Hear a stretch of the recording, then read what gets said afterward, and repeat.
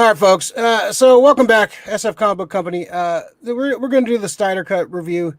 Full spoilers coming up. We're going to do some news topics and talk about the Snyder review. We have a lot to like Josh Whedon. We have a lot to shit. We got a lot to talk to you about. We're going to sit you down. We're going to sit you down and have a little talk about what you did to that fucking movie.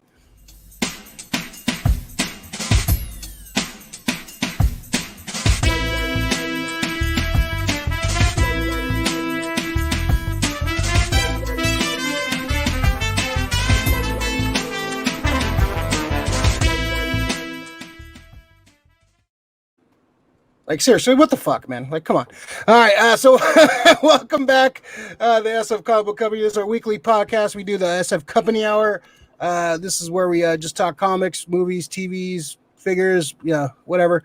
Whatever the hell we want to talk geeky life. So welcome. I am Ray Doomzilla, your hostess with the leastest. Hondo joining us, the veteran. I guess he's a Hall of Famer, right? The first ballot Hall of Famer, Rick. When we go into the SF Company Hall of Fame, yeah, most definitely. He's got the most appearances just for his longevity. Maybe not his body of work, but his longevity and his in-ring prowess. Right now, he's he's the fifth Beatle. So he's like Kane. He had like a couple good years, but then he's just stayed with the company for a long time. I'm like the Vince Carter. I'm like the Vince Carter of just a long career, but I never won a championship. I don't think he did. No, I think he might have, but no, he didn't win. He win. Oh, he didn't. Oh, what the fuck? He might have won one. Didn't he win like by accident with one of those teams? Somebody. He played for fucking 20 years. We'll ask the Gold Dirty Bastardz. Yeah, well, yeah, that'll be a question. We'll save that for them. More like Arn Anderson, just like after he stopped wrestling, he still hung around. Arn Anderson's great. There I go, talking Arn Anderson. And then he goes. It's a perfect time for to say hello to Rick, the Maximum Effort Grayson, having technical issues. Always. Rick, you look different. Yeah. Yeah. At least he's smiling in this one. You look like an emoji. There he is. Oh, now he's in his 70s fucking slasher. Cut. That's a slasher fucking view right there. What's going on, Rick? Everything's good, bro. Everything's good. Yeah, it's right. March. It's March. March Madness. March is beautiful right now. March Madness. Yeah, it looks like we're getting out of the shitty tiers and we're kind of almost getting back to normal. People are getting vaccinated.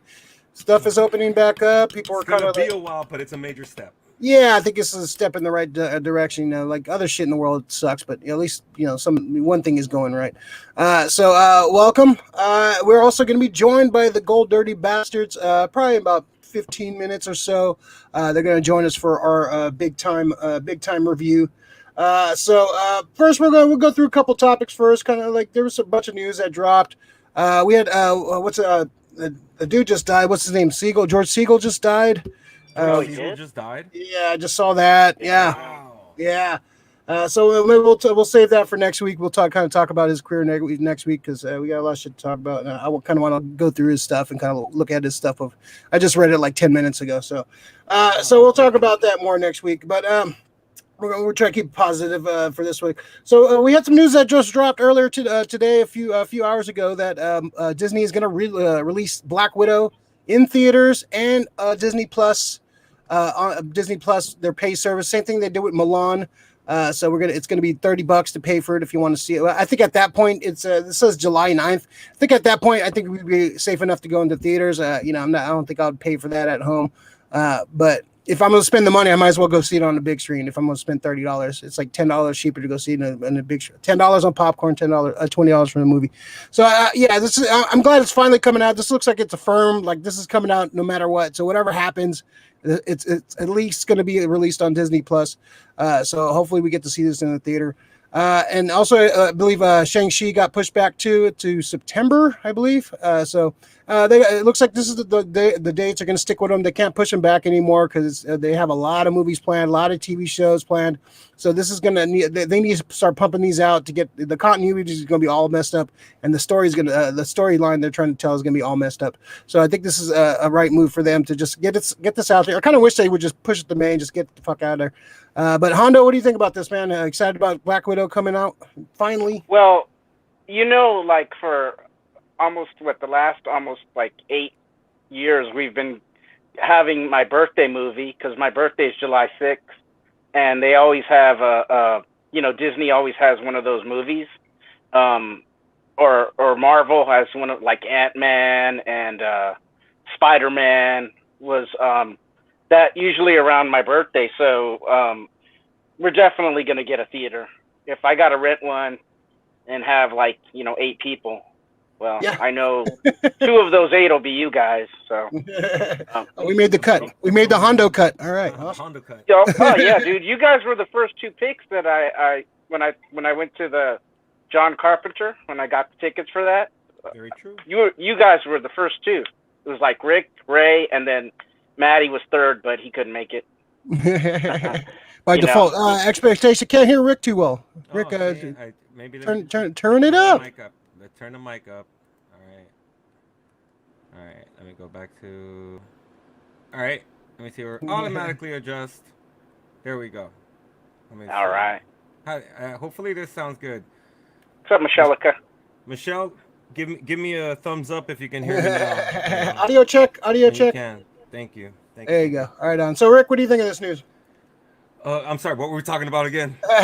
Black Widow being released same day as fucking. I think it's an interesting plan by Disney right now. By July, I'm anticipating we're going to be into the lower tiers. I think theaters eventually are going to start opening up to more capacity. Not saying that we're going to get everything back. I don't think food coming back for a sec. People are going to be really paranoid for a long time. Yeah. It's gonna be this generation of a paranoia that people need to get over. But once we get back, and we're in like a July, and if it's like 80%, how many people are gonna buy it at home? That's the key question. Yeah. After after that, all the studios right now are looking at Disney. I think this is a bold move by Disney. Yeah. This is not Mulan. This is a Marvel big tentpole movie. Exactly. This is gonna really show like and if it, like Rick said, if this does good, this is gonna change the future of movies, man. This is gonna happen with every movie. So you're gonna have the option: do I want to pay $30 to go stay at home and watch this, or go out and pay $20 to go see it in the theater? So and they're gonna have to step up everything. I've called it. I'm saying the death of the multiplex. The multiplex. I think the times of the multiplex are going to be done. I don't think many people are going to go back to the movies. I think there's going to be a lot, but I don't think there's going to be many. Yeah, I think this is going to. I think it's definitely going to.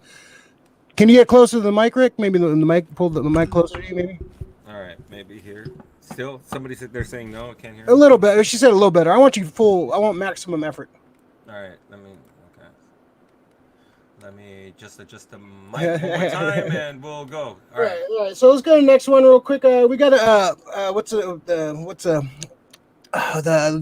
lady directing Zatanna. She just had a movie that came out. I think she was just writing, isn't she? She's right. She writing? I thought she was directing too.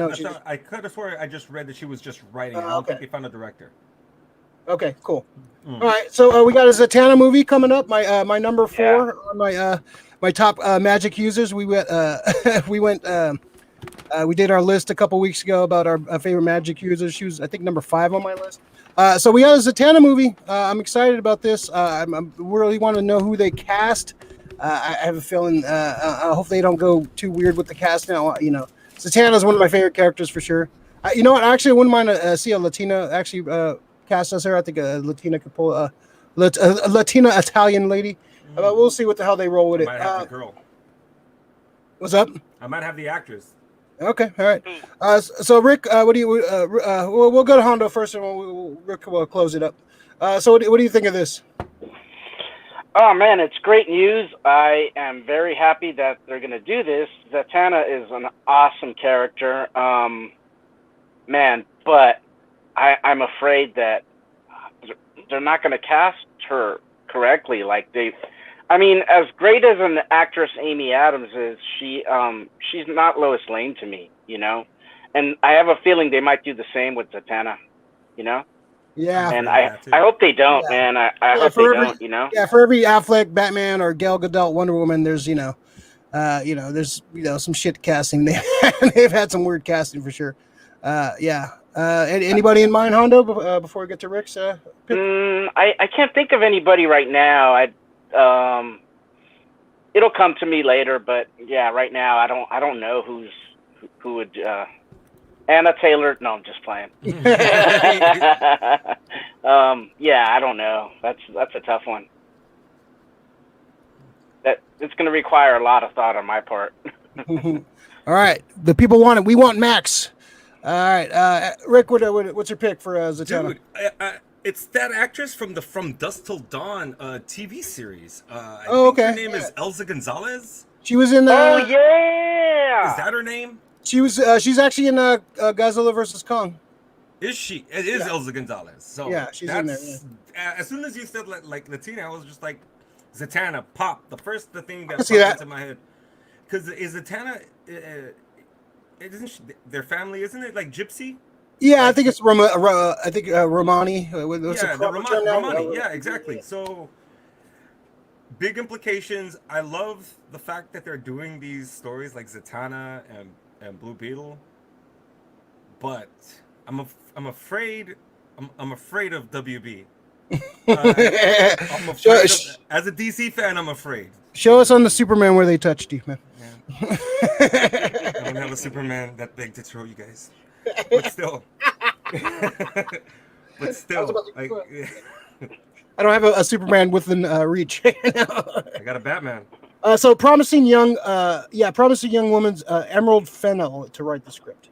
Yes, she was right. I heard good things. I heard good things about the movie. So, flexing the Batman. Just stretching. That's been through some stuff, man. So yeah, has anybody seen Promising Young Women yet? It got nominated for some Oscars, so I haven't really. I heard good things about it. I may look it up. I don't know if when I hear Oscars, I'm like, yeah, for sure. But some of those are good movies. I can see Elza as Zatanna, good choice. Yeah. Let me see. All right, I'll check. Hey, if they want to go representation, let's get some Latin folks in there, man. Let's. I can see Latin. That kind of makes sense for Zatanna. Still waiting. It's all lip service for me. And I know I'm not. We're not the communist empire they're trying to. We don't control Hollywood. So the next bit of news. So we kind of knew this was happening. Once I saw this, I was like, this is a movie script written to happen. So Keanu Reeves' BRZRKR movie is coming. You read the comic, you can tell it's like basically like a scriptment. It's a treatment for a movie for sure. Looks like we're getting an anime also. Do we have directors on this yet? I don't think so. I think it's just from the creators. I'm not sure if the John Wick guys are attached. I could see the John Wick guys being attached to this because it guys definitely that kind of brutal kind of feel, just amped up even more. So we Honda, have you read the comic yet? The BRZRKR? I haven't, man. I'm pathetic. I have it right just here late. I was just chilling right there. I'm just looking at the cover. I'm a cover watcher. Yeah. It's a speculator. How much is that book worth right now?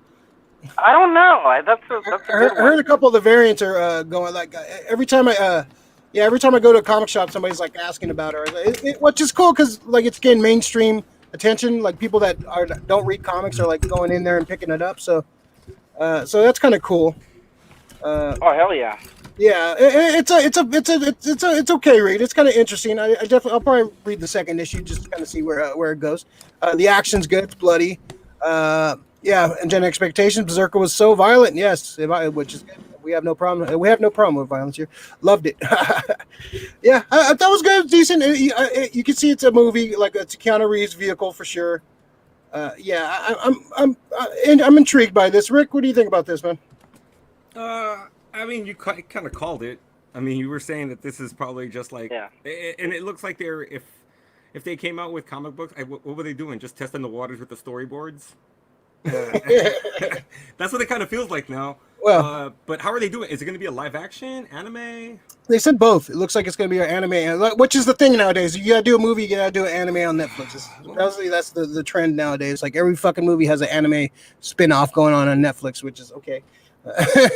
I just want I want to know who the production company is and there's Keanu behind it, because if it is, more power to him, man. If they make something sick, more power to him. Shit, not only is he a fucking a good dude on top of it. Now he's like a fucking money-making producer that's fucking just making his own comic books and doing all that shit.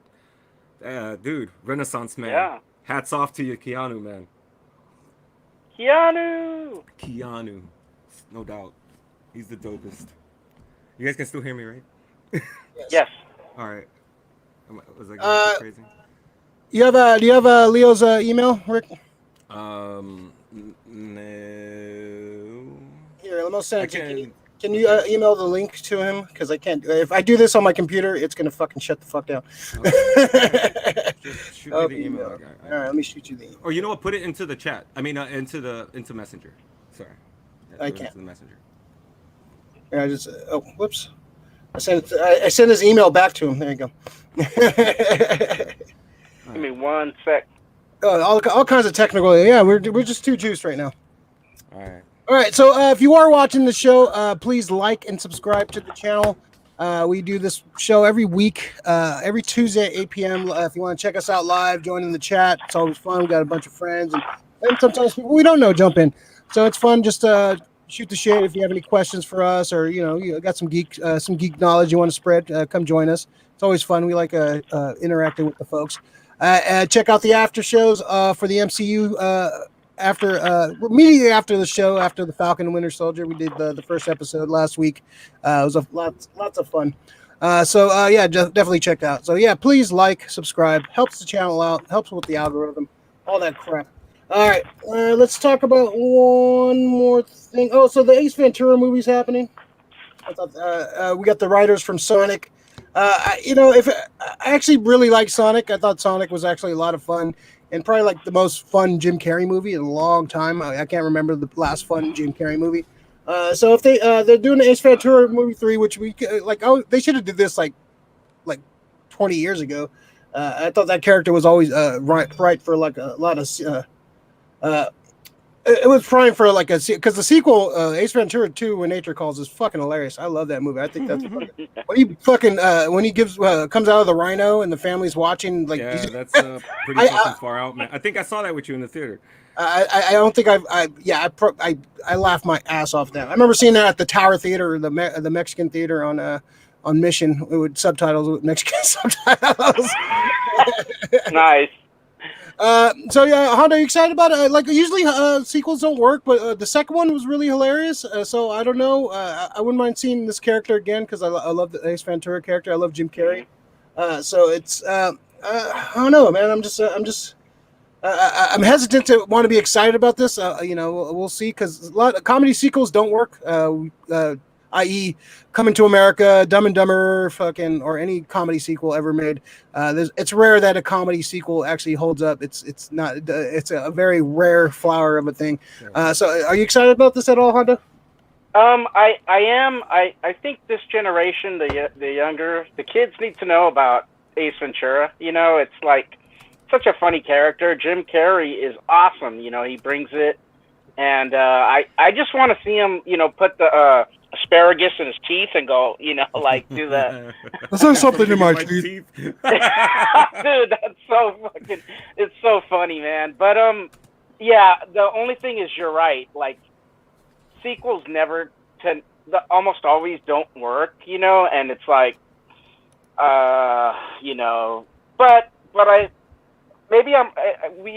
we can have an anomaly, something, that. It'll actually be good. You always, maybe I can be, they can break that trend of sequels being weak. Yeah, and it has the Sonic writers, which I think I'm not sure how much was Jim Carrey improvising and them actually throwing the writing in, but his character was fun. I thought it was kind of an old school 90s era Jim Carrey kind of vibe to him. So I kind of want to see him be funny again. I wouldn't mind seeing that. I thought he was in the 90s. He's just one of the best fucking comedians of all time. Comedy actors anyways. Rick, what do you think of this, man? You want to see Ace Ventura 3? I mean, I'd like to, but the one thing that I have an issue with when it comes to most movies right now when they get a sequel, action movies, it's easy. They translate to the times. Everything is just about, just blowing shit up. Comedy, it becomes subjective. I'm not sure if fucking people would have an issue with some of the shit that he did back in the day as far as Ace Ventura too. You know, they're gonna be like, oh, some people will probably get mad. It's just people are far too sensitive. Are we gonna get a proper sequel, or are we gonna get like a watered sequel? Yeah. That's where I come in. You know, it's just like Coming to America was a watered sequel because it didn't translate well after so many years. Yeah. And they're not doing the stuff they can get away with anyways. And Ace Ventura was a PG-13 movie, but like today, it pushed the limit, and like a lot of like humor and stuff in that we probably couldn't get away with today. Basically, any movie from 2010 under is like you're not actually 2015 under, like you can't get away with anything. So yeah. All right, well, so we got a bastard coming in right now, coming in hot. Big Leo. He's not on video yet, so I'll wait till he's on video. But he should be coming in soon. All right. I want to start this. Let's start this Snyder, man. We got Big Leo coming in. There you go. There's go Big Leo. Hello, Big Leo. 415. How you doing? Leo, what's up? What's up, Lee? What's going on, Leo? So what's cracking? What's cracking? Hey. Not much. Leo's third time on the show. Officially, he only comes for like the big important. Dos. Leo only comes when the big events. I think the 50th, and now this one, the Snyder 50th. Cut. Yeah. Only special events. He's This like is official appearance. Leo's like a chromium appearance for sure. A chromium cover. He's special.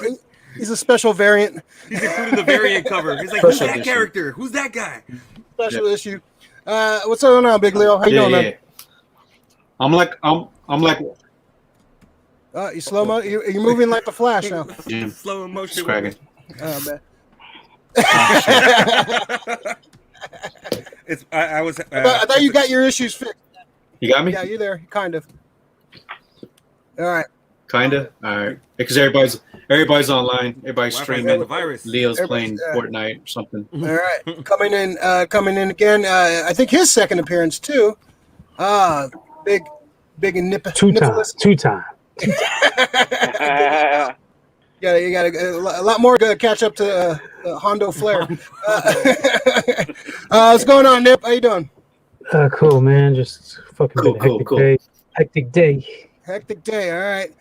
So yeah, if you guys love sports talk and kind of various sports and all over, if you enjoy that kind of stuff, you want to hear some like unbiased kind of like, well, it's because it is kind of biased, no bullshit East Coast bias shit.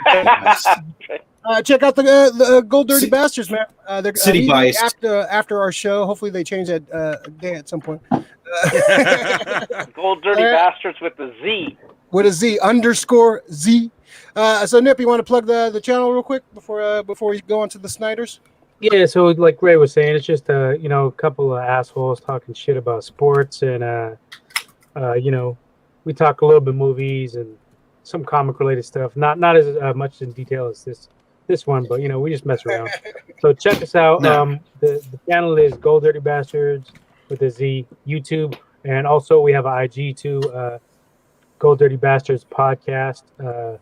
And we post a lot of funny memes and stuff on there, so check it out. It's a good time. Good time had by all. All right, awesome. All right, let's get to it, man. So Zack Snyder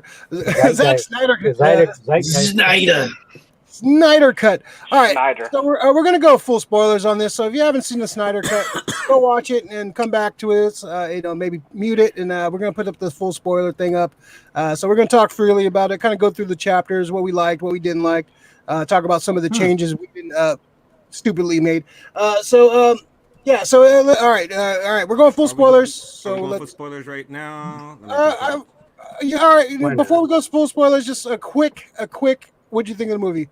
Yay, nay, good, bad, Nip, good, bad, thumbs up. I'm a yay. I liked it. Yay. Yep. Okay. All right, Big Leo, yay, nay. Big Give it Leo, a yay. Yay area. Yeah, yay area. Yay or cut. Hondo, yay or nay? Snyder cut. 7.5. 7.5. Yay.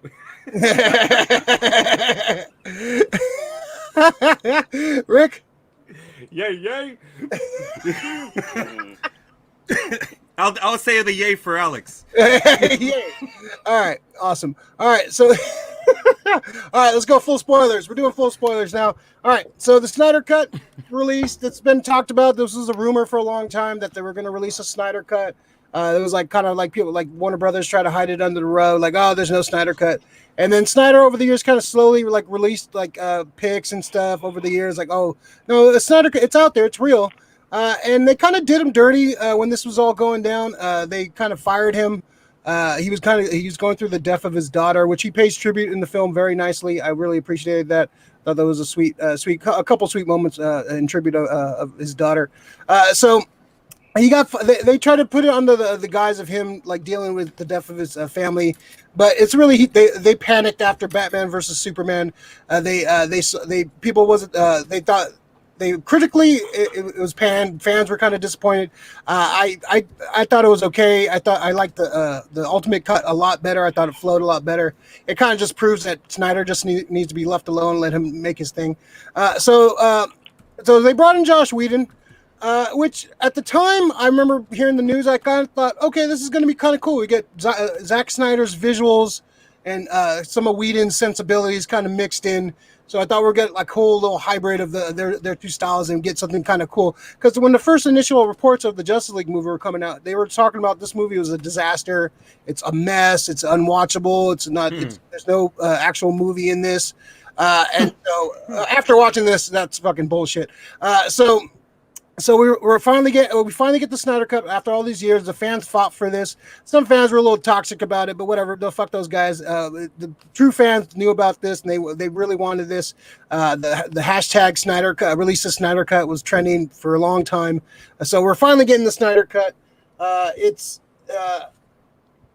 amazing. I thought it was great. I thought it was just a well put together movie. The visuals are great.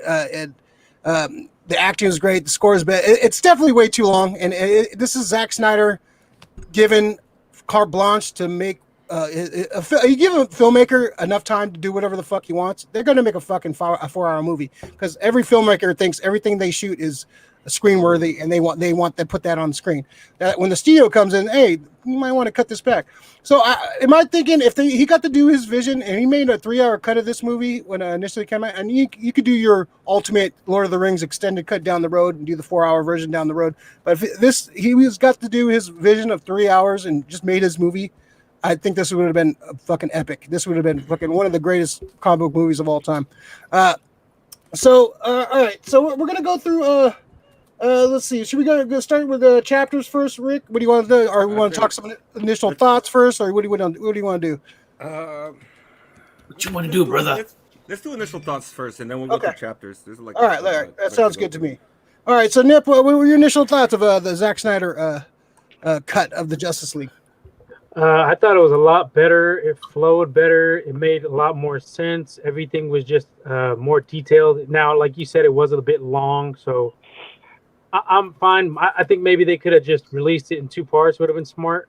But Warner Brothers was just on some fuckery, and I don't understand why they would just.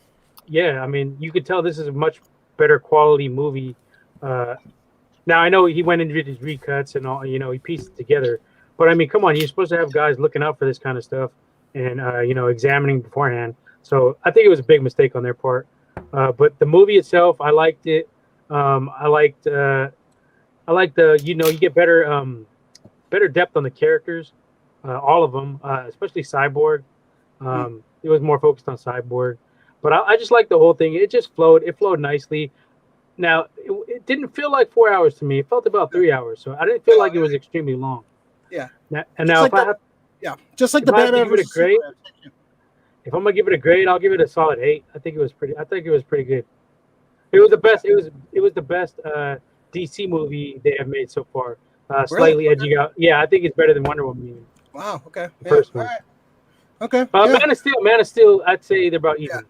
I think Man of Steel is still my favorite, but this is second in my opinion. Like as far as the DCU, whatever they want to call it. Wonder Woman was number 2, but this I think this pushes. I've watched this movie 3 times already, so I see. I love this fucking movie. I think I'm gonna rewatch this movie a lot. I'm gonna pull a Rick and just watch this all the fucking time. So Big Leo, what'd you think, man? What's your initial thoughts, man? I thought it was good. So what I did, I watched the original Justice League. I watched it just to make sure, just see, I mean, honestly, I thought it was a good movie. Yeah. I mean, I thought it was good already. Yeah. The first one? Yeah, I thought it was okay. I thought it was a mess for sure. But I thought it was good. I mean, I can't. First one, I'll give like a 6.5, 7. Possibly. Yeah. It's. Go ahead, Leo. I thought it was good, the first one, but I remember hearing the all the stuff that was supposed to be on, like Superman with the black suit. Supposedly Darkseid was on it. There, like I think Joker is supposed to be on it, and then Lex Luthor was supposed to be on it. But then when I watched the film, none of that happened. So now watching this one, I was like, oh shit, this is I would say it's much better. Like Nip was saying, it doesn't feel like it's 4 hours. But I think they did a little bit too much. I think they could have cut it down. Yeah, we'll definitely when we go through the chapters and talk about like some of this stuff. Yeah. There's definitely some trimming. Yeah. Like I don't need to see the white girl choir go for like 10 minutes. Fucking. Yeah. But, yeah. Yeah, and the whole cyborg thing, I thought I was sick. Also, what I really enjoyed was Wonder Woman. She was a straight sav. She was a fucking beast. She's a true warrior. That was it. You know what I'm saying? I fell in love with her once again. You know what I'm saying? So I thought it was dope. I love me Wonder Woman. Dude, that's one of my notes. Wonder Woman, sav. She's just a sav, dude. This is a Wonder Woman. This might be the best Wonder Woman in any of the movies. Like even the first Wonder Woman, I think she is badass in this movie. She is fucking people up. And we'll talk more about it when we go through the chapters. But she is. I have something to say about all the characters, but she is definitely she was badass in this movie. This is the Wonder Woman I want to see. Somebody made the point is like straight badass. Yeah, exactly. Exactly. Somebody made the point where Patty Jenkins likes to lasso twirling Wonder Woman, and Zack Snyder likes to fucking sword and shield. Cut your head off, Wonder Woman. I kind of prefer the cut your head off Wonder Woman. I think that's more. Yeah, she's a badass. I like the warrior Wonder Woman, not the Lifetime movie Wonder Woman that we had for Wonder Woman 84. I don't like Wonder Woman 1984. Yes. No. Yeah. Yeah, that would let's not talk about that. Hondo, man. Go ahead, Leo. Also, is there another version of the Snyder Cut? That's what I'm hearing. He was talking about maybe releasing a black and white version. Black and white. Yeah, like a black, like a gray, or he called it a gray version, like a gray. I'd probably like supposedly supposedly what I've seen on Twitter is that this Snyder Cut version has some input that Warner Brother put in. So I don't know. That was like I seen that earlier today. Yeah, they talked about the shot when they're going through. They did the Avengers, superhero, the team flying through the air shot. I think that was Brothers notes, and there was some other things they didn't want them throwing in there. So they still had a hand in this, even though they're coming out. Oh, well, this is over, guys. This is over. I think Snyder trolled the shit out of them by adding that nightmare scene with the Joker and all some of the extra shit. Okay, it's crazy. Over. But the fans are going to be like, hey, I want more. It's already, what's the hashtag now? Released, what was it? Released. Reinstate the Snyderverse or something like that. Was it reinstate the Snyderverse? I have a lot to say about that one. I liked where this universe was going. I think it's people want to compare it to Marvel and it's a different thing, man. It's a different beast. Marvel movies are safe. Yeah. This is a dangerous movie, which I like. I want to see some dangerous superheroes, man. I want to see rated R shit. And you can still have the beauty of the DC universe, the multiverse, man. You could have the Joker movie. You could have the shitty Batman Robert Pattinson movie. You can have all that shit, and you can still have this. It's gonna be shitty. I'm calling it now. I'm calling the year. I'm calling hey, save the receipts, guys. Save the receipts. Come on, Rick. You really excited about a fucking Robert Pattinson? You know what? The Joker looks we'll go into that another time. Another time on that one.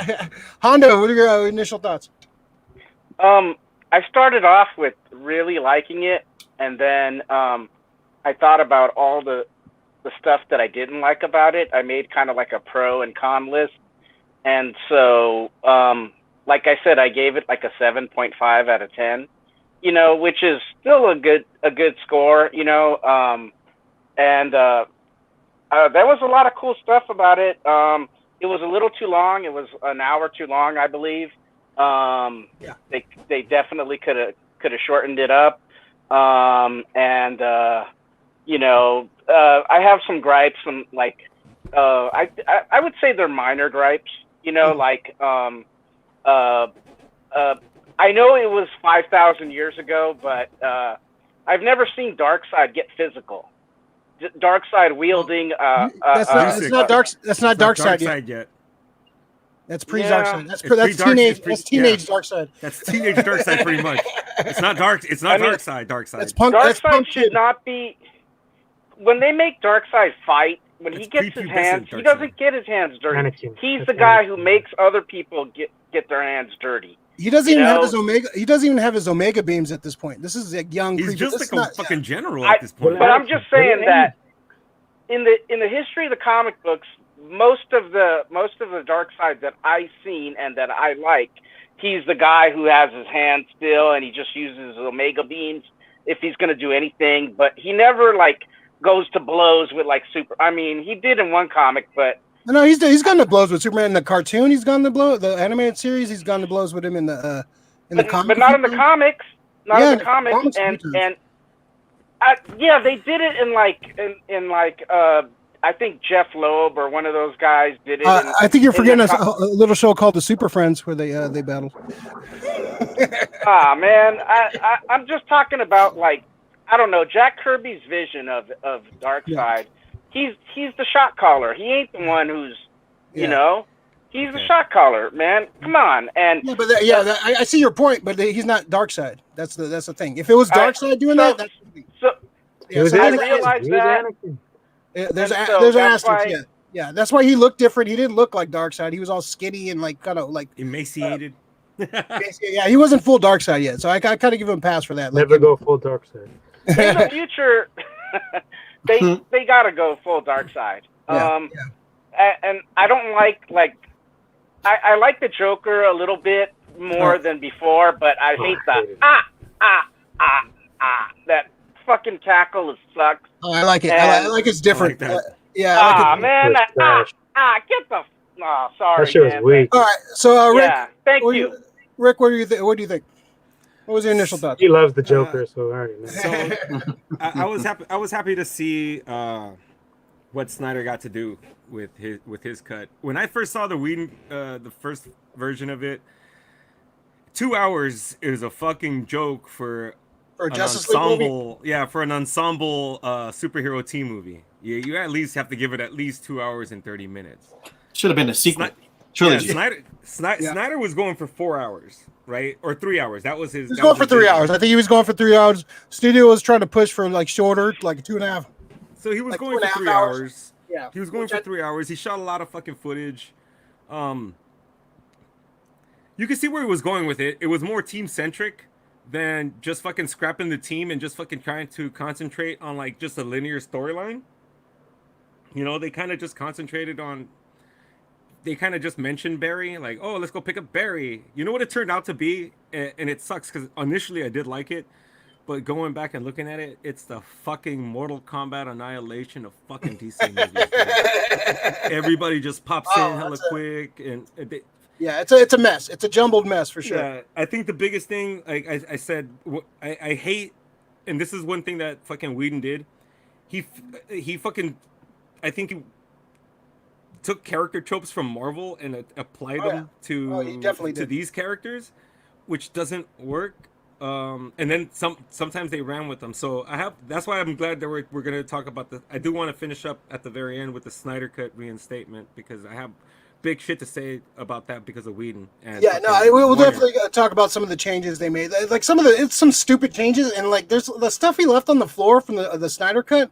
Like he could have easily came in and tweaked it a little bit and added a couple things and really made this movie click. But I think they came in with the mindset like, oh, this is crap. We're gonna try to fix this. With our our Marvelization of the fucking. Yeah, that's exactly what it is. They panicked. The Marvelization of a DC movie. They panicked and they didn't know how to handle Snyder's vision, and so they tried to do some fucking different shit, and we got the fucking that cut, which was Now looking back at it, I was gonna watch it today. I was like, no, what, fuck it, I'm gonna watch the Snyder cut again. But I do want to watch it again just to see how they did. And the one thing, it's you don't see Fat Affleck, which is so distracting in the fucking the Whedon cut. Because he's all bloated and shit. You could tell like his hairline changes and like he's you could tell when you could tell the reshoots, like not just the Superman mustache shit, which takes me out of it like right away. Super. Oh, yeah. Yeah, so it's so nice not seeing that fucking thing because it's so distracting in the movie. All right. So let's jump into this. I'm giving this. This is a 9.5 for me. This would be a 10 if it was like 45 minutes shorter. 45 if it was like 45 minutes shorter, hour shorter, this would probably be a 10 easily.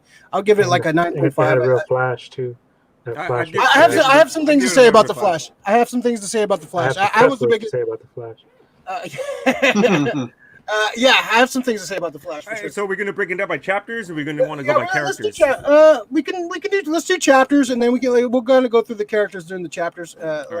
Because most of the chapters focus on different characters, so we can definitely kind of dive deep in some of that. All right, so let's start off the opening.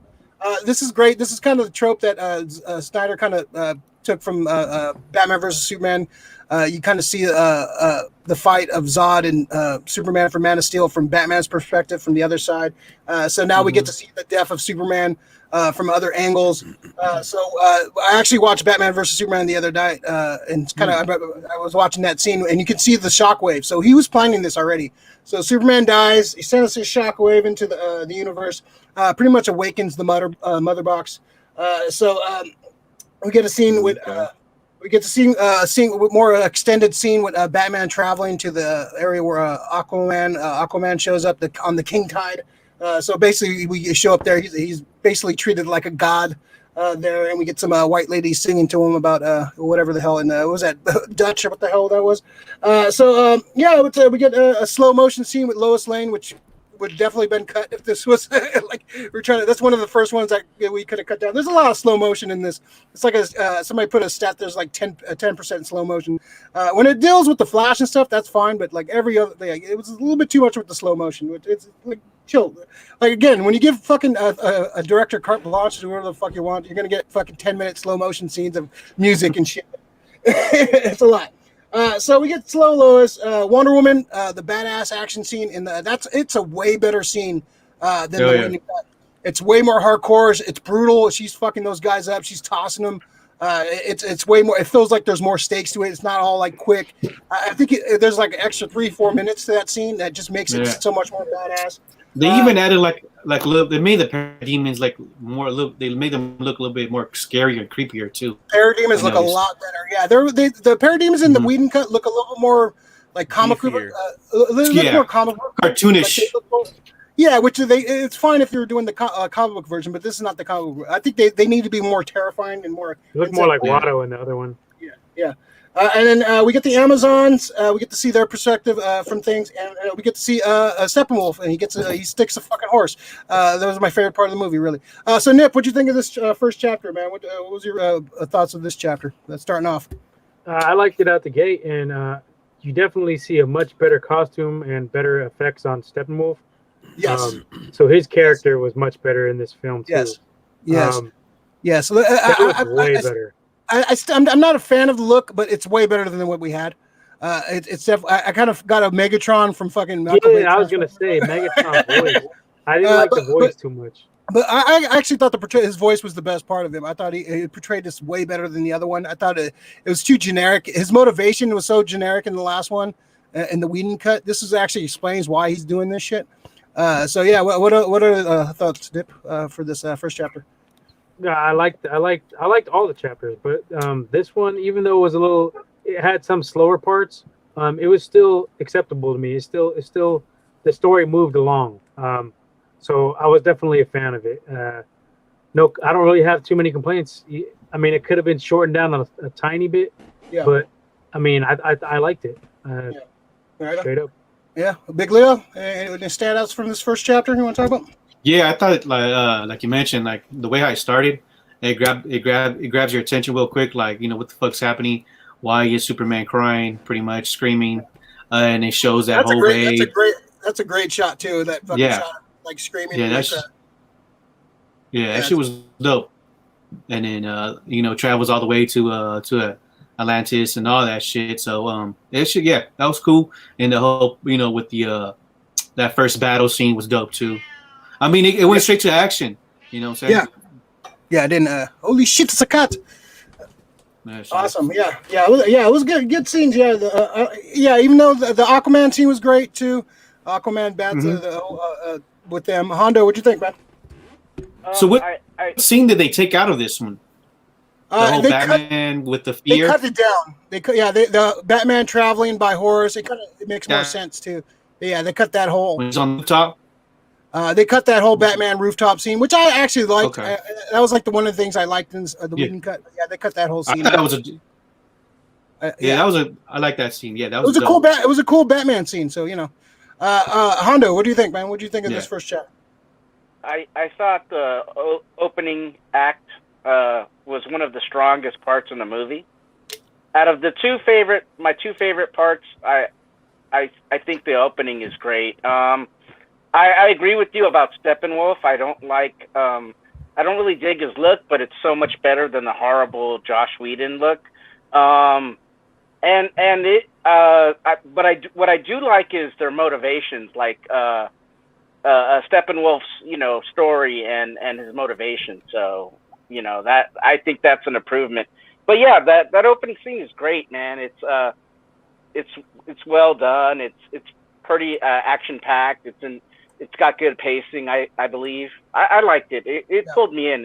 It was one of the better aspects of the movie. Yeah. Have you rewatched it yet? Not yet. I haven't had a chance. So you need to rewatch it. I think you'll like it better the second time you watch it. We're gonna have this conversation again. I think rewatch it. No distractions. Watch it again. I think you're gonna like it a lot more. Okay. Effort. First of all, I like that opening sequence with how showing how he died. Yeah. And just like they said, the pulse that goes resounding and everything. I think it's trying to show how important fucking Superman is to this fucking universe. Like he definitely is like the protector. I'm not sure. Did they use the line "No Kryptonians, no Green Lanterns"? Yeah, no lanterns, no good. Yeah, he used it. Yeah. No lanterns.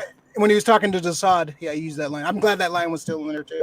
Yeah, it's one of those lines it's great to have in there. And I mean, the fact that Earth doesn't have a Green Lantern right now, and that Superman was like just the only thing that was a threat. And they were shook. The universe was shook. Like you got a Superman, like exactly, like, they were shook. Exactly. Like don't fuck with her. Like you don't have a Superman. Oh, now it's time to fucking go.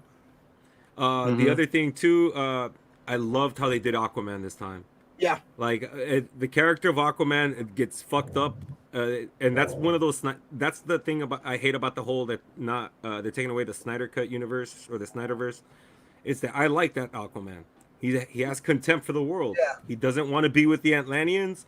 He doesn't want to be with the humans, even though they treat him like a god.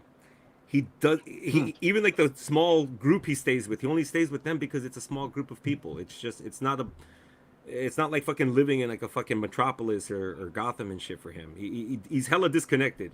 Not like hella, I'm gonna go surfing. Woo, yeah, here, throwing bottles into the fucking ocean. Fuck that, you know. That's a stupid version of fucking Aquaman. I love the battle scene at the Themyscira. That shit was fucking great scene. Dope. Yeah. Dope. I know that I hear the issues with the design of Steppenwolf. But to me, I'm like, yeah, Steppenwolf, okay, whatever. He's a secondary kind of character. He's a herald. That's all he is. Yeah. He's a herald. Yeah, it's not gonna. It doesn't upset me. It's just exactly. It's probably the only one thing that kind of takes away from the movie is just the design. I'm sure I want to see what the other designs could have been. Yeah. I like Kieran Hines, the guy who did the voice. That's the same guy who was the king of the wildlings in Game of Thrones. Yeah, they had a few. There's a few Game of Thrones guys in this. Yeah, Wonder Woman. The dude that Wonder Woman kicked out of the fucking window was somebody in Lord of the Rings. I forgot which. Not Lord of the Rings, Game of Thrones. A lot of Game of Thrones guys, a lot of Lord of the Rings guys in this.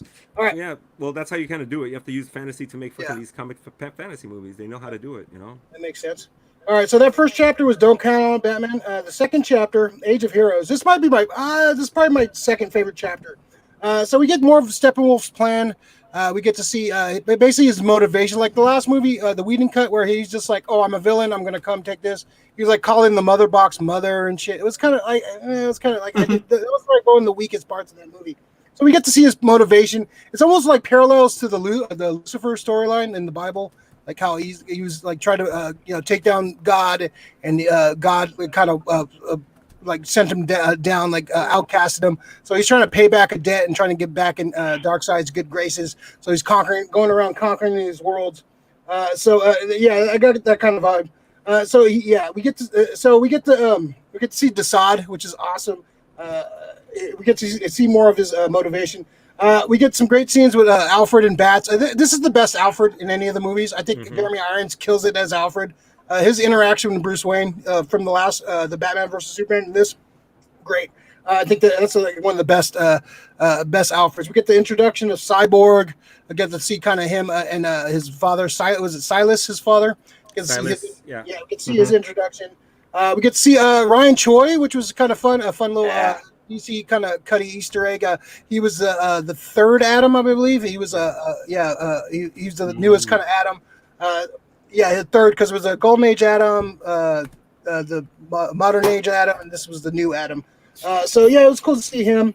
We get to see Wonder Woman. They lit the flame, the Artemis arrow, which was the same arrow that Darkseid got shot with in the flashback fight scene. It was the same arrow that Artemis shot him with. So that was the arrow they used to signal Wonder Woman that the shit was going down. We get a great Nick Cave song. I thought that was good. Good choice for Aquaman. And we could see Willem Dafoe, who was cut out of the movie. I thought his portrayal of Falco here was way better than the one we got in Aquaman. We get probably one of the best, like, epic Lord of the Rings type battles I've seen in a long time. It's a badass battle. We get to see the lantern. Pretty shitty Green Lantern. Like, dude, like, put up a force field or something, bro. Like, you have a lantern, like a ring, a power ring, and you just get killed so easily. He could have been a rookie. You don't know. That's like, come on. What a shitty lantern. He deserved to die. Like, you fucking.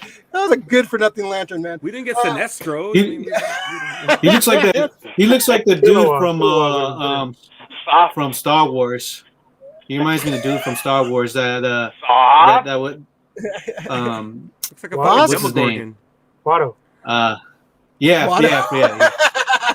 That's what he reminded me. I was like, is that the dude from Star Wars? Parademons look like Watto in the first one.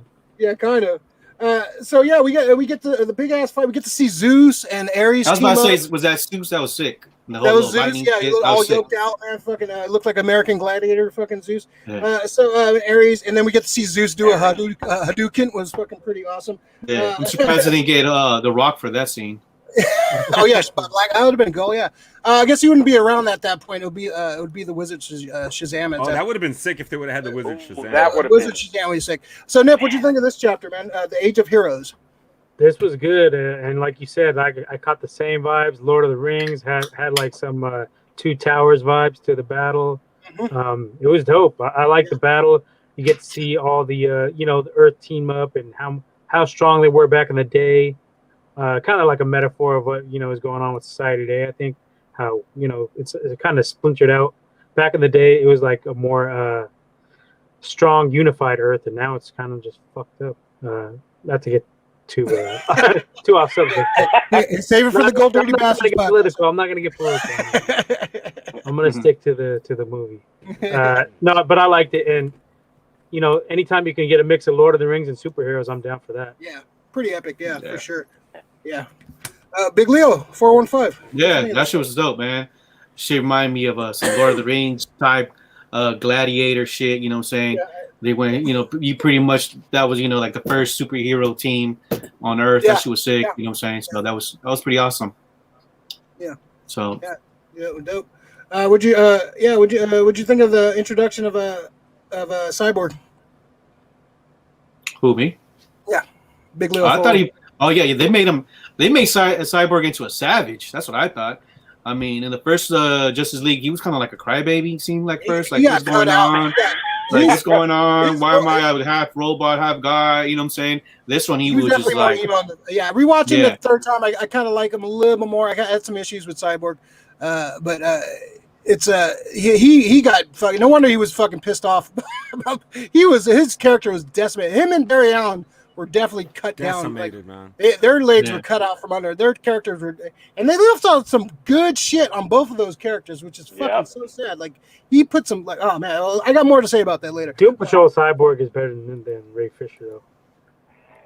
Yeah, I'm not a big fan of Ray Fisher as an actor. I thought he was like I wasn't a big fan of his portrayal. It's okay, but I like in the comics, like Cyborg doesn't act all emo and like all like depressed Frankenstein monster fucking shit. But that's the writing. Don't blame that's the what actor. they wrote. That's what they wrote. Okay. That's what they wrote. That's what they wrote. Not my hashtag. Not my Cyborg. So that's Hondo. That's what they wrote. Hondo, what do you think of this chapter?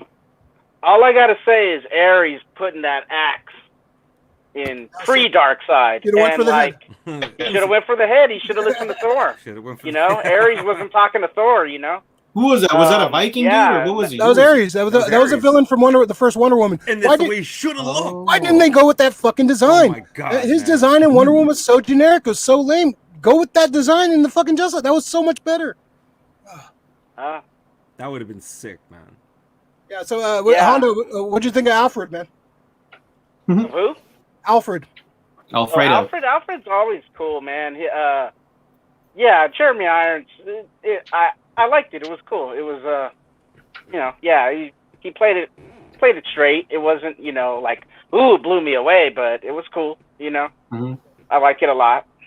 I did like that scene when Wonder Woman was kind of going playing Indiana Jones, and she was like going into the cave.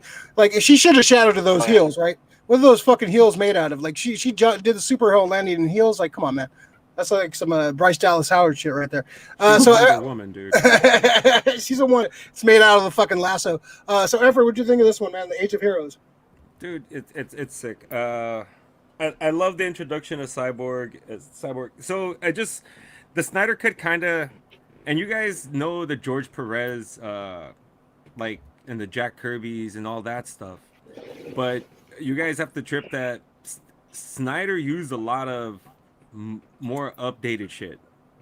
He's used the stuff that's probably been more in the last 15 years, I would say. Some new 52 stuff I saw in there. A lot of new 52 stuff. It looks like he was influenced by like Dark Knight Returns and like fucking some of the new 52 stuff. For the Batman stuff, yeah, he was definitely. It's all Frank.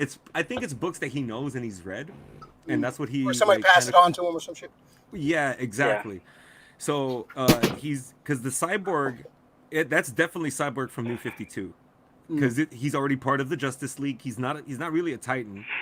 I think that role should have probably went to Martian Manhunter if they were trying to do it. I know Cyborg's a great character. Yeah. But written for the screen, they're gonna want him like this. We don't know the character of Vic Stone. All we see him doing is fucking hurdling. We didn't go into who he was before this. So we don't know. Everybody's saying all this emo shit. I mean, I get it. No, I mean, but just imagine, dude. He fucking died, and he gets fucking brought back, and it's Frankenstein's monster. He got back. Yeah, that's what they're going for. He didn't ask for it. He didn't. That's what they're going for. He didn't. He didn't come here for this. He did not. Yeah, he didn't come pretty much. And that's the storyline. And that's the storyline from the New 52. That's what they're going for. Yeah. So I mean, it is in the books. It is in the books. So. But I don't like how not your version of Cyborg. I don't like Ray Fisher. He's just. I don't think it's. I don't like the diversity hire for the fucking Justice League. Like, there's so many great black characters that you get used. Like, they just want to like Cyborg to me is a Teen Titan. He's always been that. And it's pretty, like he's not a fucking. He's a fucking shit talking badass dude. He was like first time he met Robin, he was talking shit to him like fucking like put some he's pants better on, kid. on the Doom Patrol. Have you watched pants it? On. That's right here. Like, yeah, I hear he's pretty good on that. Yeah. I wasn't a fan of Ray Fisher as an actor. Like I appreciate that he like stood up for himself and it's one role. All these motherfuckers out. It's one role that we know him by. We have to see other things before we can judge a person by their body of work. Well, from what I've seen, Rick, I don't like it. Skip. I'm just saying. I don't like it. You gotta be fair. You just gotta be fair. Rick, you've known me for how long, and when have I been fair? I'm still fighting it. I'm still fighting it. All right, so let's go to part 3. This is a very Flash heavy. We got a bunch of shit. I like the opening. We get to see Central City. Of course, there's a truck that flies by. It's Gardner Fox box truck. Of course, Gardner Fox is a legendary writer. He co-created the Flash, the Silver Age Flash. So that was a cool Easter egg for like dorks like myself that knows that kind of stuff. So we get to see Barry and Iris. Cool, very cool scene, super speed scene. Flash, I did not like the Flash in the first the Whedon cut. I hated the Flash. I hated his little fucking mannerism. Like somebody pointed out, like they tried to make him almost like autistic. Like they kind of made him all like twitchy, like weird. Ooh, fucking lemon face. Fuck. Yeah, like I still am not a big fan of the actor, but I thought him in this was way better than the Flash they showed, because at least they showed him like use his powers correctly and like use his powers in a cool way. Like they shortchanged his ass so much. Like with Cyborg, the same shit. Like he had so many cool like fucking action scenes they cut out of that movie. Like he was definitely like the shit he did with the Speed Force. Like that opening scene, him saving Iris was a beautiful shot. The music was playing. Like some of the best, like when he's smashing through the window, like it's water. I thought it was a beautiful, beautifully shot scene. It definitely went too long, like most of the movie. Like you probably could have cut like 10, 20 seconds and like made the same point. So we had that scene with Iris, which is I like. What's her name? The one who played Iris, Kelsey Clemens. Yeah, I think she's great. I think she's a great Iris. So that was a cool, awesome scene. We had. I like CW Iris. Yep, I do too. So we get to see. That was a great scene, the slow motion save scene. I forgot the song that was playing during that. Another slow, like you could have picked a little bit more upbeat. There was all like depressing ass fucking music during the movie. Yep. But good song choices. Very depressing. Yeah, they could have get a couple more upbeat fucking songs. Man, come on. So we get a fake. We get Steppenwolf take on some Atlanteans. He has like a mechanized, almost Starro-like creature that fucking. Is that been confirmed? Is that Starro? I've heard some people saying it's like a version, like a mechanized version of Starro. Like they've taken Starro and like kind of mechanized him. And Starro is going to play a role in the Suicide Squad movie, the James Gunn Suicide Squad movie.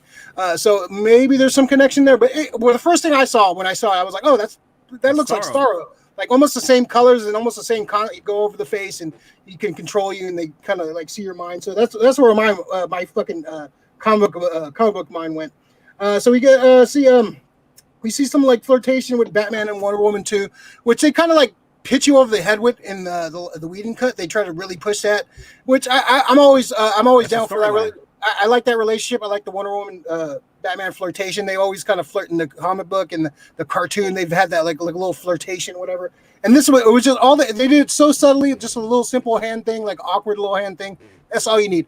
Like in the Whedon cut, they fucking hit you over the head, like, oh, you should get together. Alfred was like trying to push it, like, this is like way better. We get some more of the Cyborg origin. Let's see.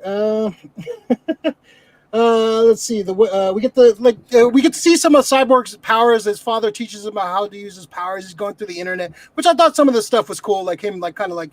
With the missiles and stuff, and like kind of dealing with the bear versus bull market and all that shit. Some of that shit. I thought the scene with the waitress is kind of like too much, like kind of like okay, kind of beating a dead horse, as Rick likes to say. So I thought it was we got a scene with Barry and Pop. We get to see that fucking scene with Batman and Barry Allen. Way better. No mention of brunch. That scene was fucking such a mess. I hated that fucking scene so much. It's way better in this one. It's Whedon added all this like weird shit for sure. We get to see Alfred and Diana interact, which I thought was awesome. They were making tea. It was like a great little interaction. We get to see Gordon again. We get to see some more Mira, which I actually kind of like Mira in this. I didn't like her in the Aquaman movie. I thought in the Whedon version I didn't like her either. I thought she was a little more fleshed out. Say what you will about the actress. I thought her portrayal here was actually not bad. I thought this was a lot better. They had like, I like how they communicate too. Like when they were not in that thought bubble, they had the dolphin like sounds like communications. Notice. Notice. They say nothing about the bear and bull lines. Notice. I like to see where she was like sucking out the water from his face and like his. She was sucking what? stuck in the water and then turned into blood. That was Yeah. fucking crazy. Yeah, poor Johnny Depp. And then Steppenwolf creates mean, a ball. Steppenwolf creates a ball dome, ball sack dome. That was great. So Nip, what'd you think of this chapter? This chapter, I forgot what this chapter was called. What'd you think of chapter 3? Slow down, man. So slow down, Ray. let me get to that. Hey, we gotta get through this, man. This Flash is trash. You don't like the Flash? All right. I do not like. I didn't like the scene. I don't like Iris. I didn't like the Flash itself. I didn't like the way the Flash, his scenes were. The slow motion all the time was just like, he had Emperor colored lightning. I don't know. I wasn't a big fan of the Flash in this at all. I don't like the actor himself either. So I mean, I guess I'm biased. That's my biggest issue. The cast. Like I said, he's a little lemon faced fuck. The guy just annoys. He's one of them dudes that just annoys me. Like annoys the shit out of me. I feel you on that one. So I think that to me, that's probably the weakest part of the movie was the Flash, the weakest character, I would say. I think even Aquaman was better than the Flash for sure. So yeah, just that was the major like downer for me with this Flash and this particular scene. I just thought it could have been done better. You know, you look at the CW and they're not great at all, but their Flash is way better than this in a lot of ways, I think. I think so too. Even from casting. I like the casting of him way better. This is way better than any of the Flash scenes they've ever put on the CW. They actually know how to use speed.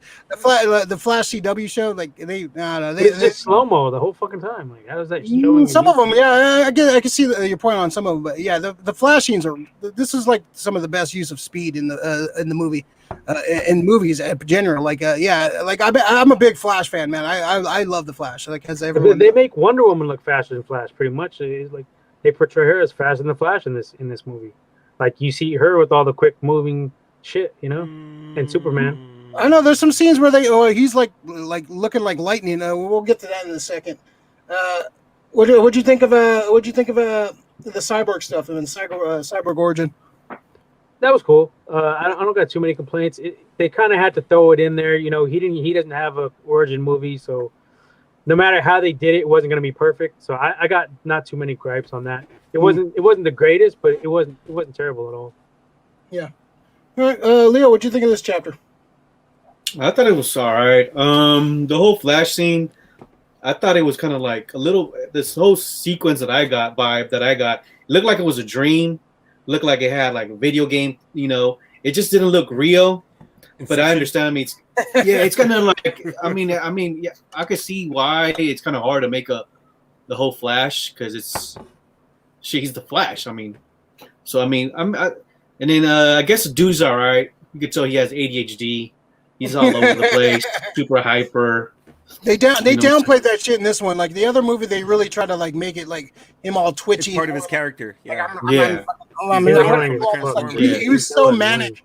He was so manic in the last one. I definitely not 100%. I definitely don't like. I have issues for sure, but I think his portrayal in this version is way better than the other one.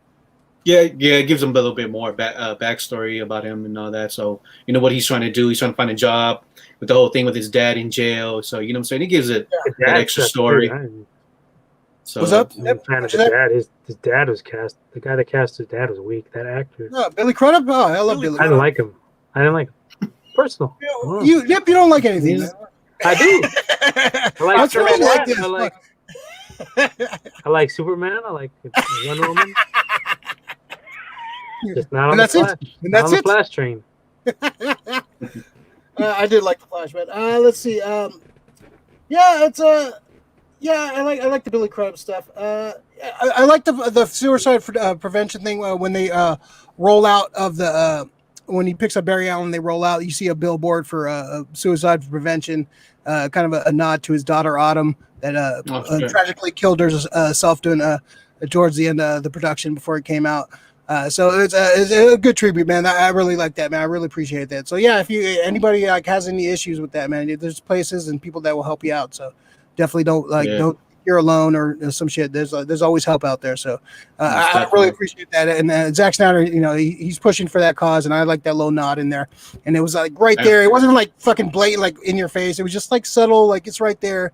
You'll notice it, but you know, if you're looking for it, you'll notice it for sure. Hondo, what'd you think of this chapter?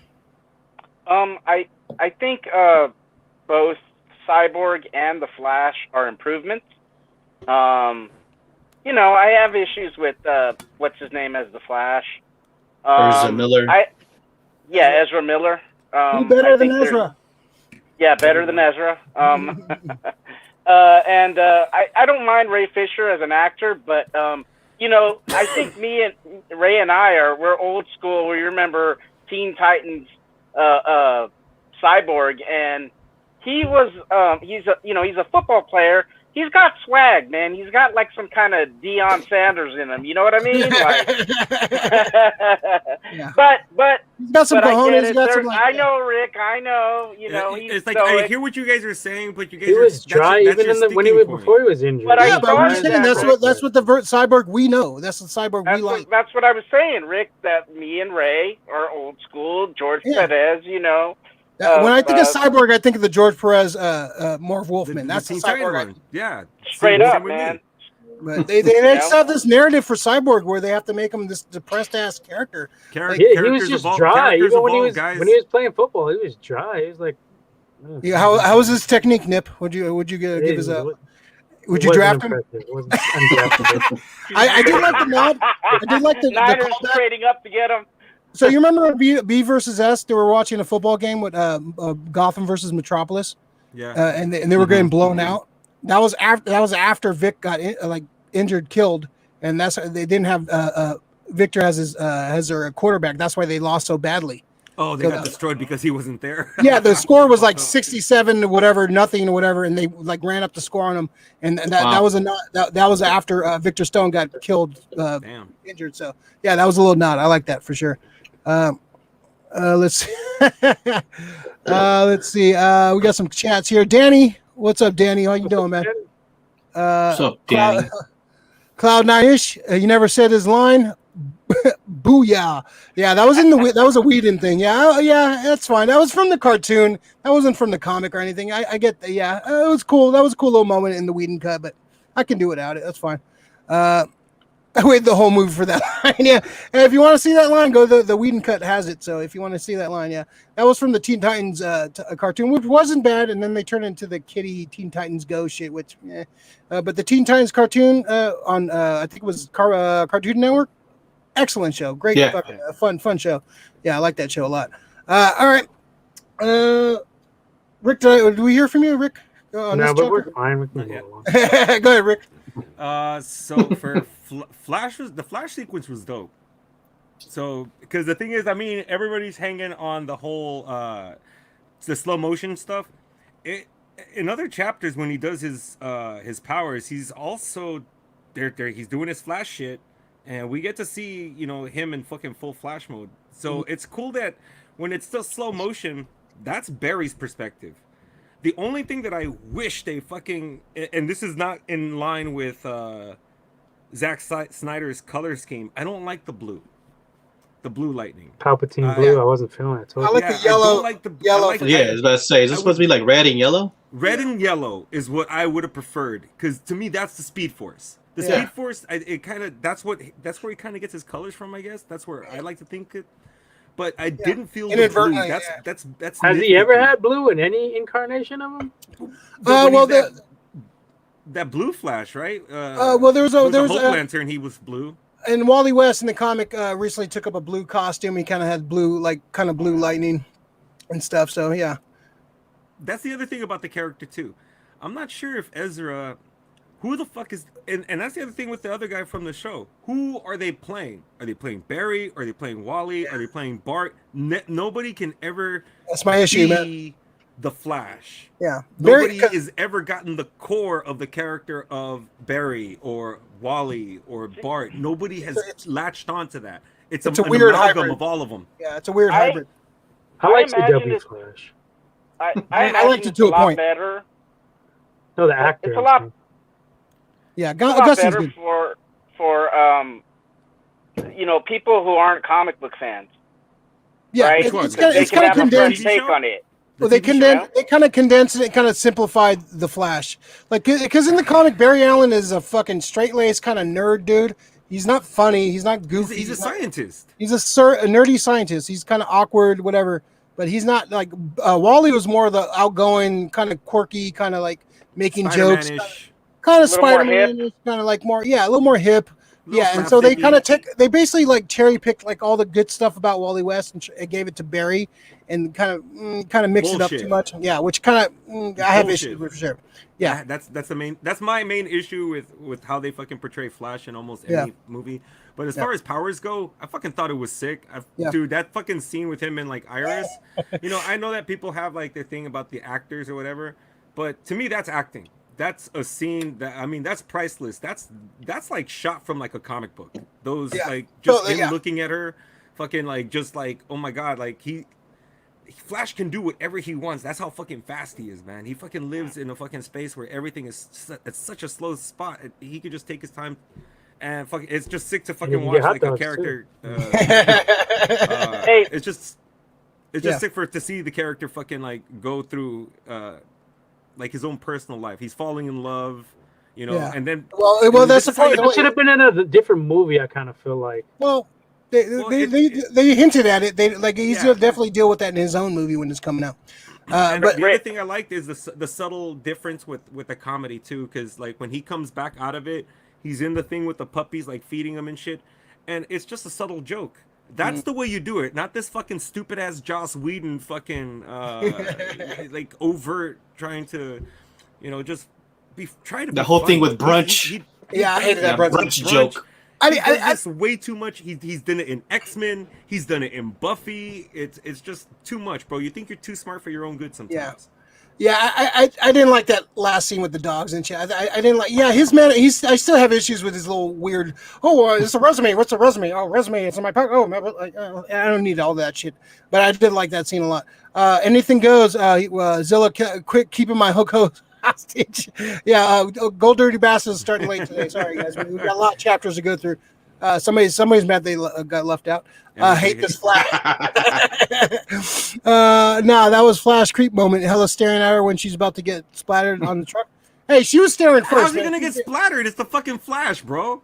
I did think he needed to hurry the fuck up. Like you don't need to like stop and like get him. It's the Flash. Like save the people, then you could grab a hot dog, motherfucker.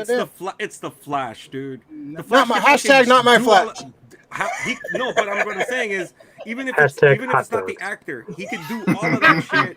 Fucking skip rope, do push-ups, fucking somersaults off of some shit, still save all those people and still have time. Rick, I have a He was question. hot dogging it. I have a question, Rick. I'm the remember. I am the hardcore DC guy when it comes to like reading DC.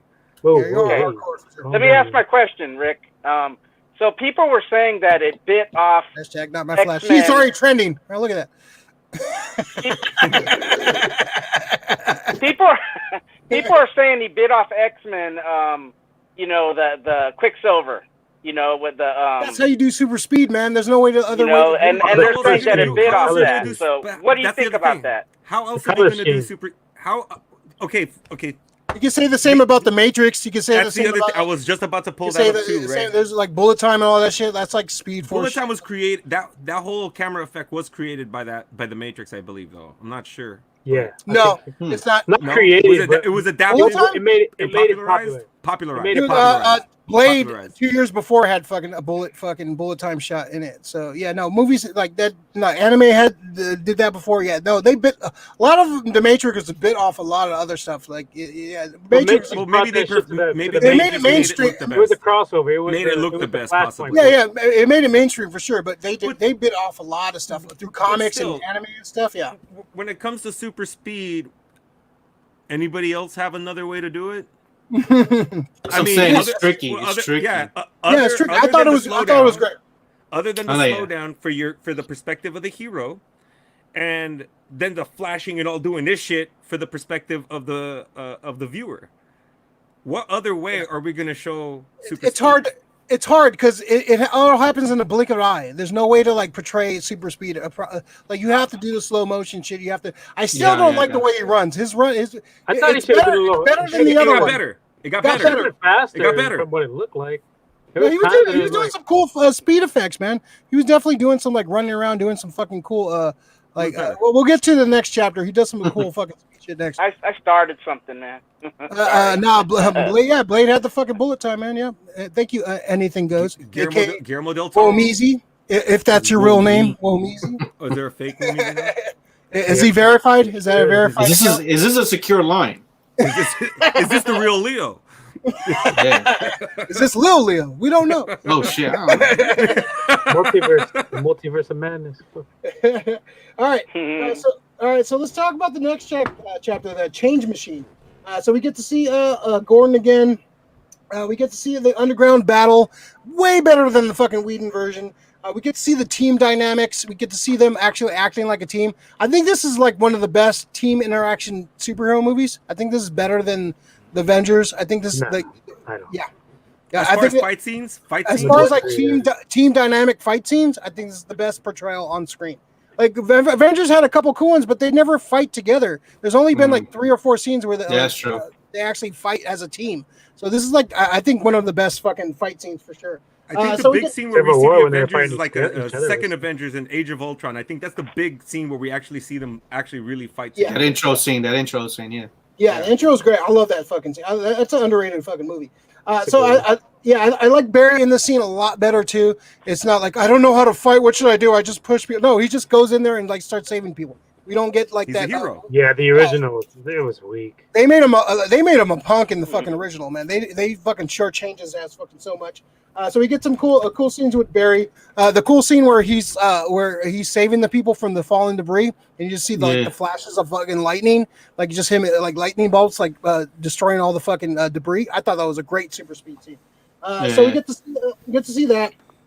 We get to see we get to see Steppenwolf kind of find the mother box.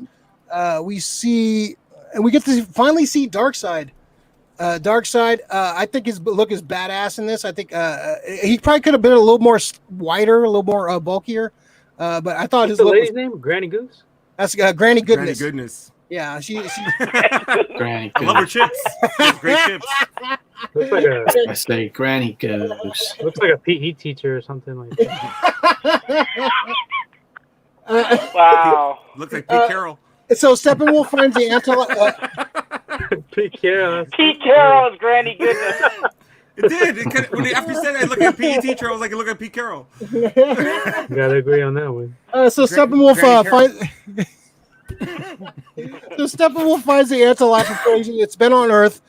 So they should have fucking put a pin on the fucking location so they could have found the anti-life. So Darkseid has been conquering so many fucking worlds, he forgot that where the fucking world that kicked his ass is and where the anti-life is. So Steppenwolf finds the anti-life. We get to see What is the anti-life? It's basically like Alex, explain the anti-life. You probably explain it better than I could.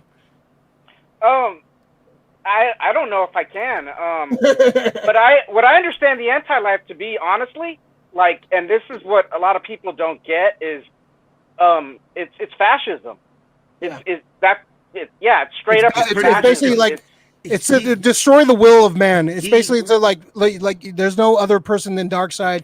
Your will is his to That's fucking. exactly what it is. Okay. So like, So it's like a pretty spell? much Darkseid brainwashes you.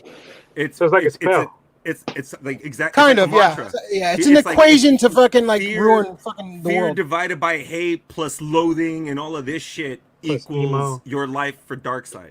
AKA and- the Whedon cut, yeah. And then what happens is once you belong to Darkseid, you pretty much you're not you anymore. If Darkseid just looks at you and says your life for me, you just Yeah. kill yourself. Oh, can I get a So quick question? Though? Everybody Because is And that's what everybody leads is- to the. everybody- isn't that what the And that's- parademons are already though?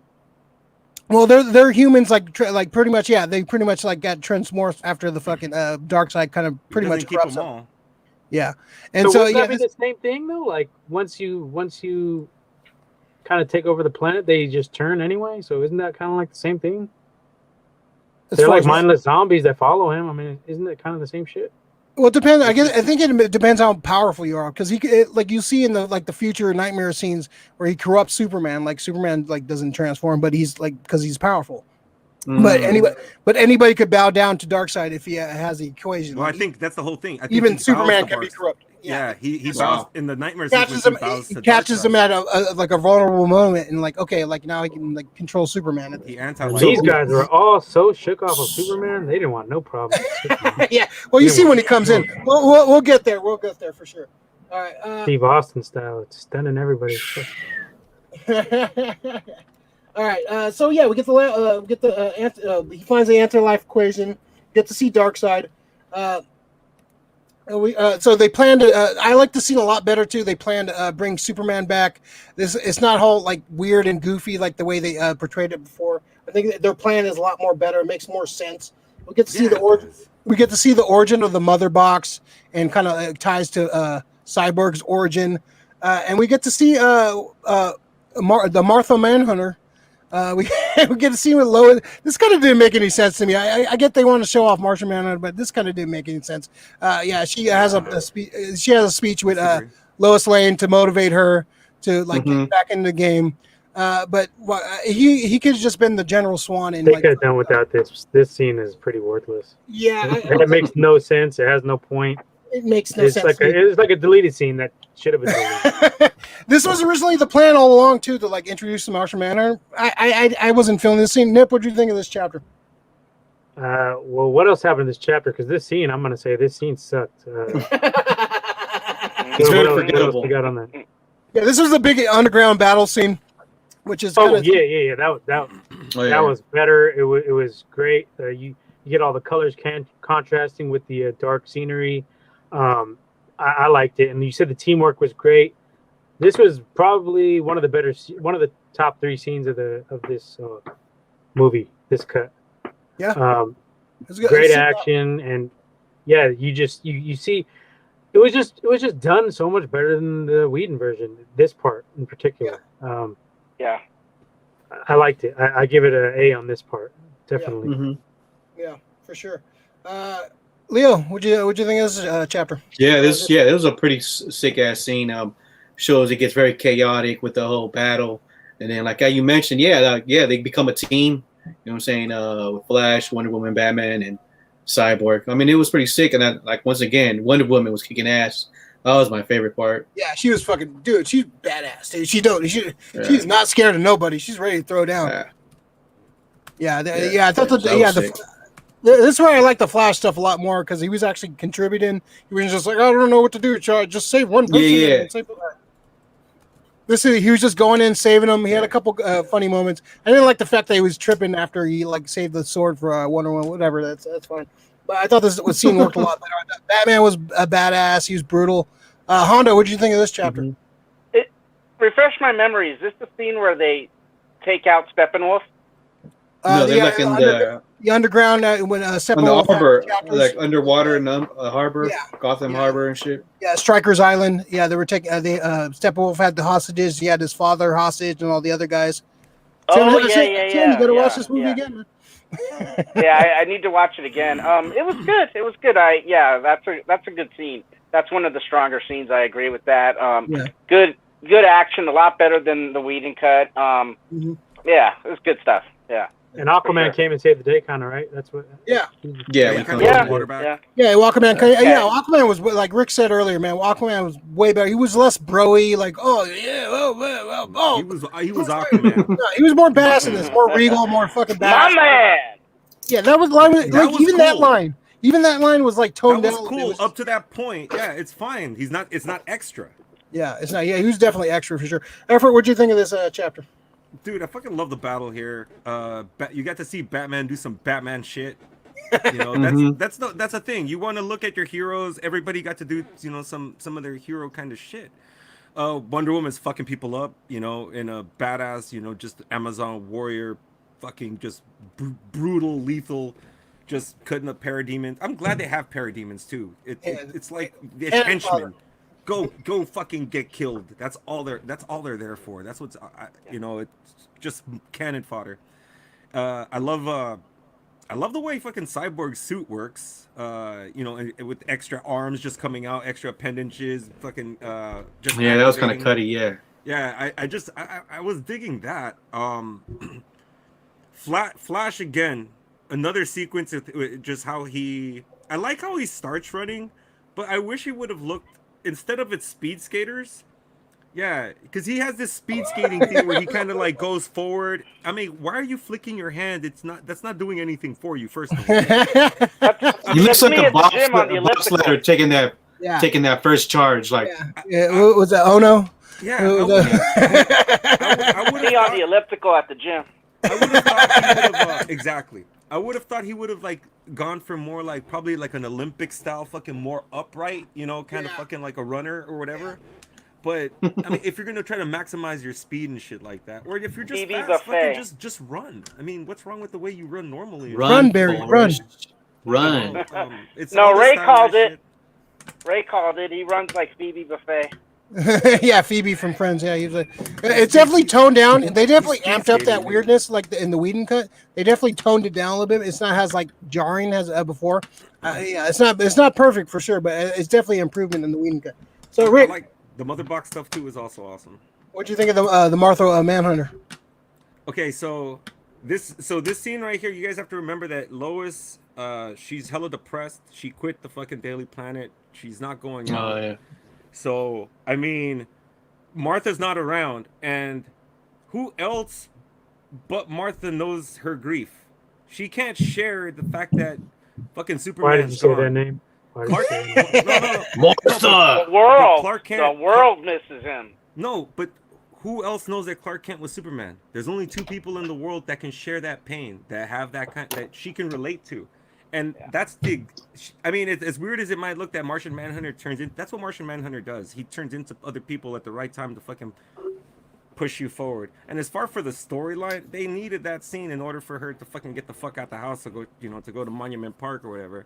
She was a shut-in, man. She was in a really bad place. And if you listen to the scene, you can hear it. She's just like fucking a blank face saying, I'll never love someone else like I loved your son.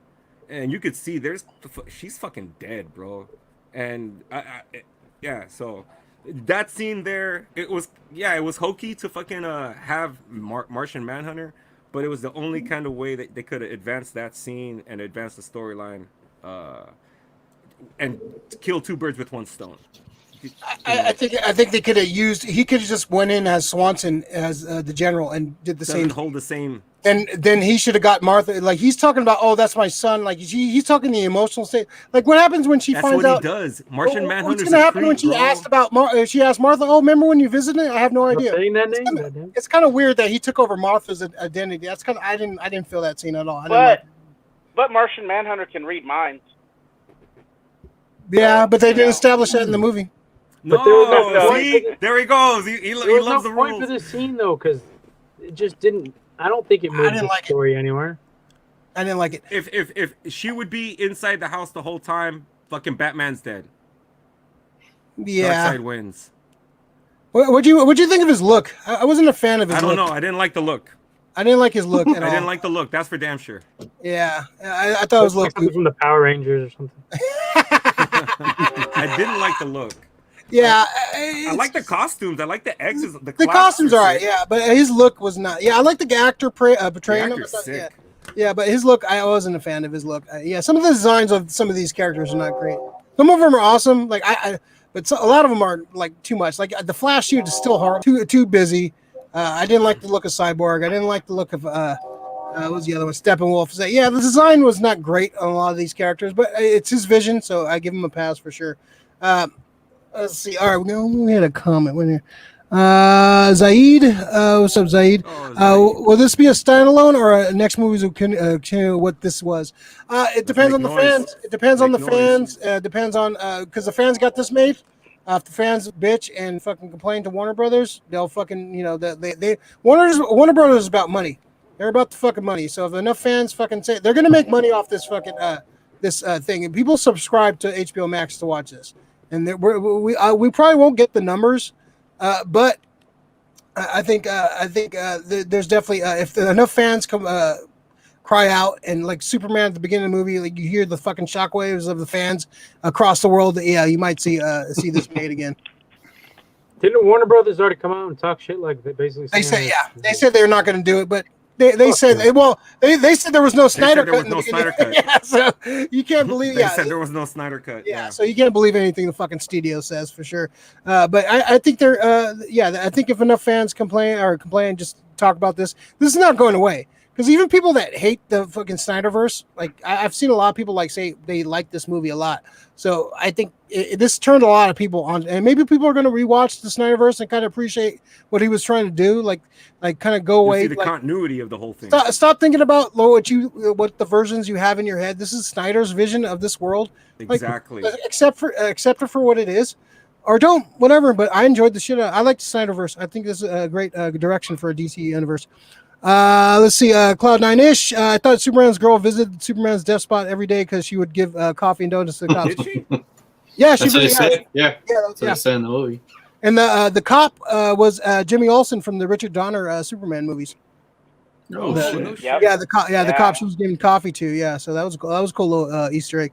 Yeah. All right, so she has been going out then. And she's She's been going out, but she's been going out getting coffee, visiting a grave, and then going back home. and going home. That sounds like a good day to me. I don't know. Just coffee and donuts. Sounds like a great time. Sounds like fucking COVID to me. They didn't COVID mention life. some quarantine shit later in the movie. I was like, oh man, too close to home, man. All right, so let's go to part 5. All the King's Horses. Way better grave scene. Them exhuming Superman's grave and stuff. Way better plan to get. You kind of explain it better. It was that scene in the Batcave hangar, whatever the fuck it was. It was way more awkward. Way more like kind of like they were all shot apart. It wasn't shot at the same time.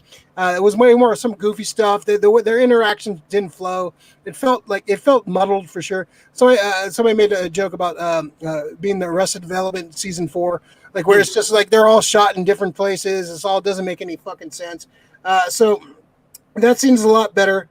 We get to see. The talking about the resurrection. They break into the Star Labs spaceship thing, which I thought was a great scene. I thought that was awesome. We get to see Lois. They kind of hint. We saw a pregnancy test, and so Yeah, they I see kind that. of. How long did this take place after Batman versus Superman? Rick, this movie. This movie? Yeah. Oh shit. Did they mention that? Because how is she No. pregnant? This it depends how long she was. Like how she should be doing it. I mean, honestly, when I think about it, I would say this is possibly. It's gonna be a might couple months, weeks. right? No, it's gotta be I'd probably months, say I'd say it's probably about six weeks. we gotta look 8 that up weeks. because I want to see the time on I'll that. look it up right now. We get to they're gonna resurrect Superman. I thought this plan was way better. Explained it better. Barry's gonna use the Speed Force. He's talking about pushing the limits of the Speed Force, breaking the Speed Force barrier to create a charge, which I really liked as a comic book fan, as a Flash fan. Talking about the Speed Force. Anytime we talk about the Speed Force, I'm down. Let's see. We see Cyborg get a vision of Darkseid winning. Get to see him kind of like taking everyone out. We get to see a little cameo of Kilowog. We see Kilowog dead. We see the future nightmare sequence. We see kind of. It's my boy. Yeah, Kilowog is sick. We get to see some of the future, the nightmare future. We kind of got a hint at in the Batman versus Superman. We get to see the Supes battle again. I'm glad. I thought this was a Whedon thing, but it wasn't. It was this was a Zack Snyder thing when Superman's fighting the Justice League, and we see Flash come up from behind him. Cut differently though, big time differently. Cut differently. They took out all the goofy shit like Batman, like oh my back and coming up, and all some of the other goofy shit they got. This is edited so much better. They kept the scene with the Flash running fast and Superman catching him. Yeah. That battle was fucking cool. Trips him up. And they leave the box unattended for some reason. I don't know why they would fucking do that. Somebody keep an eye on the box. Like bring the box with you. What the fuck? Part 5. All the King's Horses. All the King's Horses. What'd you think of this, Nip? It was cool. Like you guys, I mean, I agree with what you guys are saying. It was definitely better than the previous version, which is the case with pretty much every chapter. I mean, we have to say every chapter has been an improvement. This one, I agree, is definitely better. So, what else happened in the scene? This is this is them where they- leading up to the plan from getting the mother box to resurrecting him. Yeah, the grave. Okay. They're digging up the grave, making the plan to resurrect Soup. Yeah, break yeah. the facility. Everything was cut much better. Everything, it made more sense. It was more coherent. It was more cohesive. Just better all around.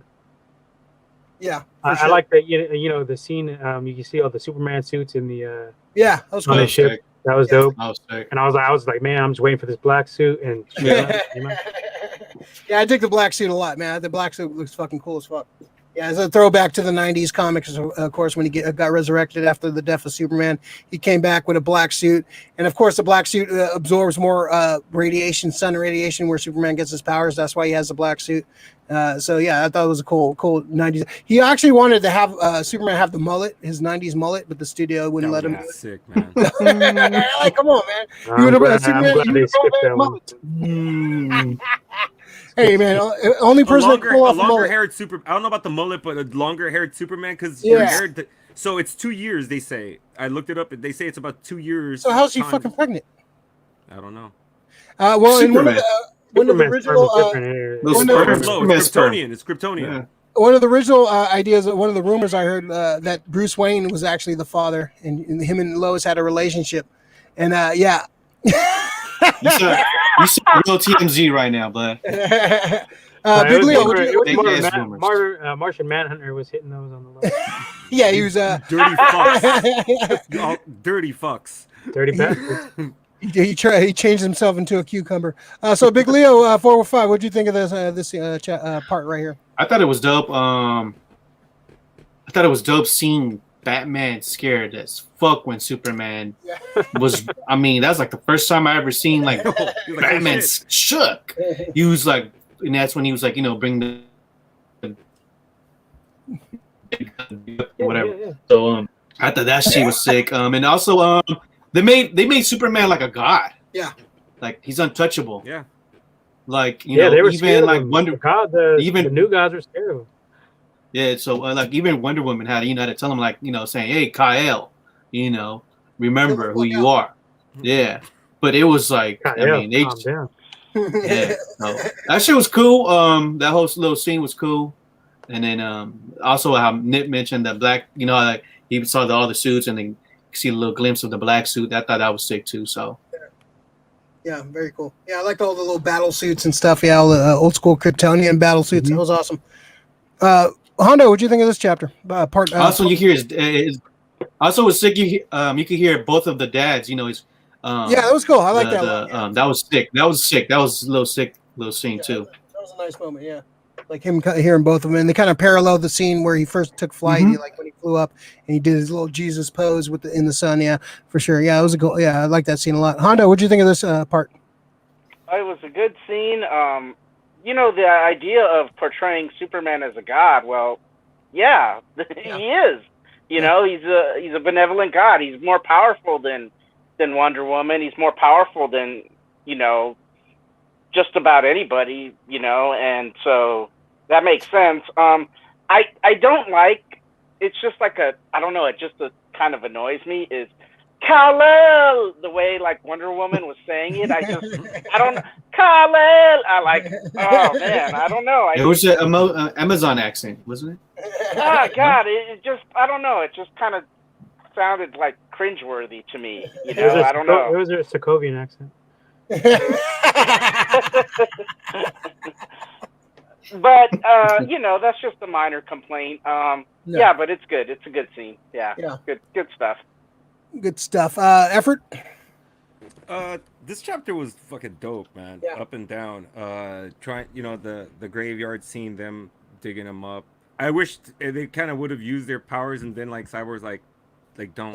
I did show like respect. They're showing I did respect. I like that fucking Barry had that one like little where he stopped and he just looked at him and he goes, man, like, he was my hero. Like, I love that cool. he's even a fucking, he's even a hero to the fucking superheroes. Like, Superman is like an epitome of like what you want to, the guy you want to look up to and shit. He fights for the right reason. He's gonna fuck some shit up too. What was the other thing that I like? Them bringing him back. that thing that was kind of corny with Flash, you know, trying to touch the mother box as it was dipping into the water. I was like, okay, Well, it's kind of setting up the ending when he's like going, like kind of manipulating time and going back in time. I get that part. It's a setup. It's that's a. It's a cool way to use the power a different way. I just once again it was the blue lightning. It kind of takes me out of it. I want to see the red and the crimson and gold. Flash kind of bolts around him and shit. Let me see, Cyborg. I love the Kryptonian ship. Talking back to them, I think it's like how, and then they're having like I think he interfaces with the ship, and the ship shows him Cyborg all this shit, and he's like, "No, did you say go?" And all that kind of shit happens. I thought that was cool. I'm trying to remember what else happened in this chapter, dude. It was funny when Aquaman fucking Flash ran into Aquaman. That shit was kind of funny. Oh, when he speared him, yeah, he gave him a little spear. So there we go. Thanks for reminding me. So the battle, the one issue I really fucking have is where fucking Diana fucking gets headbutted, and then she headbutts him back, and then he fucking just like flies above her and headbutts her. I would have been like, fucking Diana would have been like, motherfucker. She would have jumped up and fucking socked the fuck out of him. I don't know if she wasn't trying to escalate the situation, but I just felt that her warrior nature probably would have fucking would have socked him, dude. I didn't like how she just got knocked down just by another and then he's just like flying above her. I thought it would have been a little bit extra in that scene. Yeah. I like Superman taking off with Lois. The scenes with him leaving, him being somewhere else and just rediscovering who he is fucking good. So, yeah. I'm trying to think, what else happened? What else happened? Yeah, this next chapter is fucking pretty fucking well, the Cyborg vision, we got to see the nightmare futures, Dark Side wins. Yeah. I like that. I like the nightmare stuff for sure. We're gonna talk about more of that when we talk about the epilogue. What'd you guys think of the 4:3 ratio? I was hating it. Yeah, I was just pulling it at first. So basically, Snyder's rationale for this, he's apparently recently he's been kind of obsessed with the 4:3 area because his point was a lot of these characters fly and they're more vertical than wide, so that's why he was trying to do that which it's cool if I'm watching on IMAX. If I'm watching on IMAX, that's fine. Man. But if I'm watching at home, I kind of want the full screen being used. So I understand he was going some of the scenes look cool, but it'd be cool on an IMAX. But I don't know. It's an artistic choice for sure, but it definitely could. If you have a small TV, I feel sorry for you. You better, if you have a fucking 30 inch. Yeah, if you have a 30-inch TV, this is not. It's some shit. But it was kind of. You kind of forget about it after a while because the movie. I was so intrigued with the movie, but it's hey, let's just we're watching his vision, so. All right, let's see. Anybody else have a problem with the 4:3? Any issues with the 4:3? It was terrible. I had it. Terrible. This is terrible. No, I mean, fuck you, wasting your fucking whatever. How expensive? I spent money on this TV. I want the full TV being used. Fuck yeah, man! It looked like some fucking shit when you first got HD TVs. That's the problem you would have where you wouldn't fill the screen. I thought we were above this by now. Fuck. So all right, so we go to part 6, something darker. This is like the big finale. We get to see the team go to the Batcave for the first time. And some stuff with Barry ooh, Batcave, that can. Barry being a little I love the interaction with Alfred in the Justice League. His him. Planes coming in. It's the invisible plane. So we get to see some more scenes with Alfred in Justice League. I love their interactions. His interactions were great. We get to see some more of the Batman reshoots. We get to see more. We can see some more of that in here. The plan is actually good. I like how they devised the plan. They have a plan. It's not just kind of muddled together. So they took out that stupid family subplot that didn't need to fucking be in there. In the Russians and shit. I'm kind of glad they took that out. They didn't need that. They try to. Whedon was trying to make this, like Rick said earlier, trying to make this an Avengers. It's not an Avengers movie.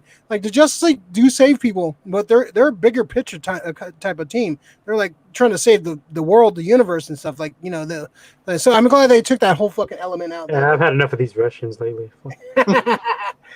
So yeah, we get and so the more shit too. We get to see the team being prepared. I like the Barry Will like kind of doing this like yoga kind of zen of speed, kind of reminding me of Max Mercury from the comics. So I kind of like that. So we got the color. They didn't for some reason we didn't change the colors to red during this battle, which fucking looks horrible on screen. Like that like this is like went back to the yeah. So this went back to the original colors. Yeah, and we get to see Wonder Woman being a Sav. This whole fight is way better. Fucking Cyborg doing his Iron Man impression, flying around, fucking shooting. Use Iron Cyborg at this point. So we get to see Barry. The plan is Barry running around, building up Speed Force and stuff. Great epic battle between the JLA and Steppenwolf. Wonder Woman's throwing down. She's a Sav. She's fucking cutting it, doing shit. She's like I said, she's a fucking Sav in this movie. She's fucking badass. We get to see that. We get so before we get to the final end game, everything up to when we get to see Darkseid. Actually, no, yeah, we get to see Darkseid, Granny Good. They open the portal, and the plan is to push Cyborg into the mother boxes before stopping the Unity. They fail because Barry gets injured. He can't reach him in time. No surprise. And so he, I love this scene. I thought this scene was great when he was going back into the Speed Force, recreating like he's like running back and his goofy expressions aside, it was like I didn't need all like this weird, like oh father. I'm doing good. Like I didn't need all that, but him running and like turning back time and the ground. That shit was sick. And like Superman was blowing up, and you can see Superman reforming and stuff. I thought that shit was sick. I thought it was a beautiful fucking scene. I like that a lot. Yeah, shot nicely. Yeah, the music was really good in this. Like the Junkie XL fucking score is way better. Like the Danny Elfman, he was just trying to be too cheesy, and Danny Elfman-ish. Going back to Junkie XL doing the score, way fucking better. The music's so much better in this fucking this thing. Yeah, we get to see an awesome fatality. Get to see Wonder Woman chopping off Steppenwolf's head. That's sick. And that scene where fucking they're looking, Darkseid's looking at the Justice League was fucking like somebody pointed out, like, dude, that would have been a standing ovation in the theater. Like people would have been jumped up. Like the Cap Hammer fucking scene, awesome. That would have been up there with a Cap. Like Darkseid looking at fucking the Justice League, just standing there, like, what's up? You guys want to throw down? Like, come through. Yeah, yeah, let's do it. I thought that scene was awesome. I love that fucking scene. So yeah, don't fuck with Earth. And so Darkseid's like, fuck it, I'm gonna start. We'll do this the old school way. Get the Armada. We're gonna jump in. So that's we're gonna set up Justice League 2. But Nip, what do you think of this chapter, part 6, the big badass battle at the end? It was great. You know, this is what I like. I like the action scenes of these comic book movies. It was epic. It was shot nicely, executed nicely. And to get back to that point about Darkseid, it was kind of like. It was like a Thanos scene, like, oh, fuck this, I'll do it myself kind of thing. Yeah. As Superman shines in this, you could see he's just beating the shit out of everybody. Not impressed. No, not impressed. Not impressed. That was great. Yeah, he was way better. Yeah.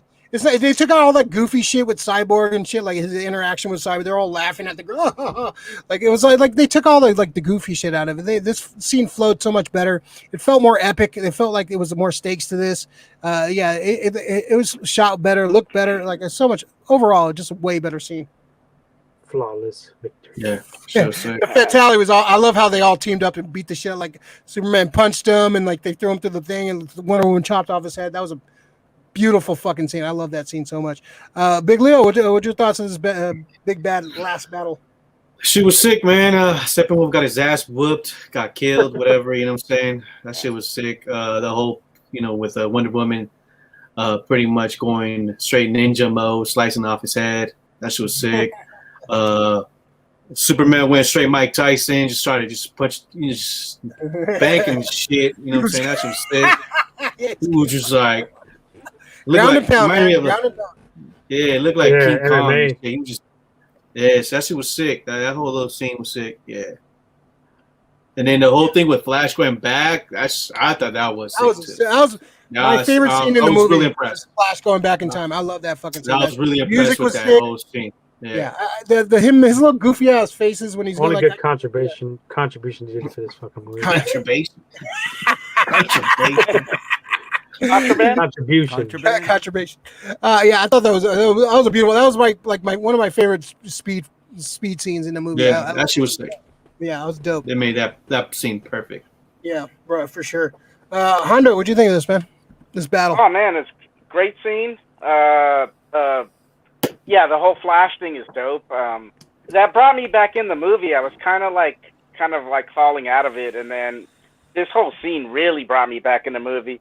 And when they comboed on Steppenwolf and chopped his head off, and then it just rolls in, and then Darkseid. Oh man, that's pretty good, man. That's a pretty good scene. I liked it.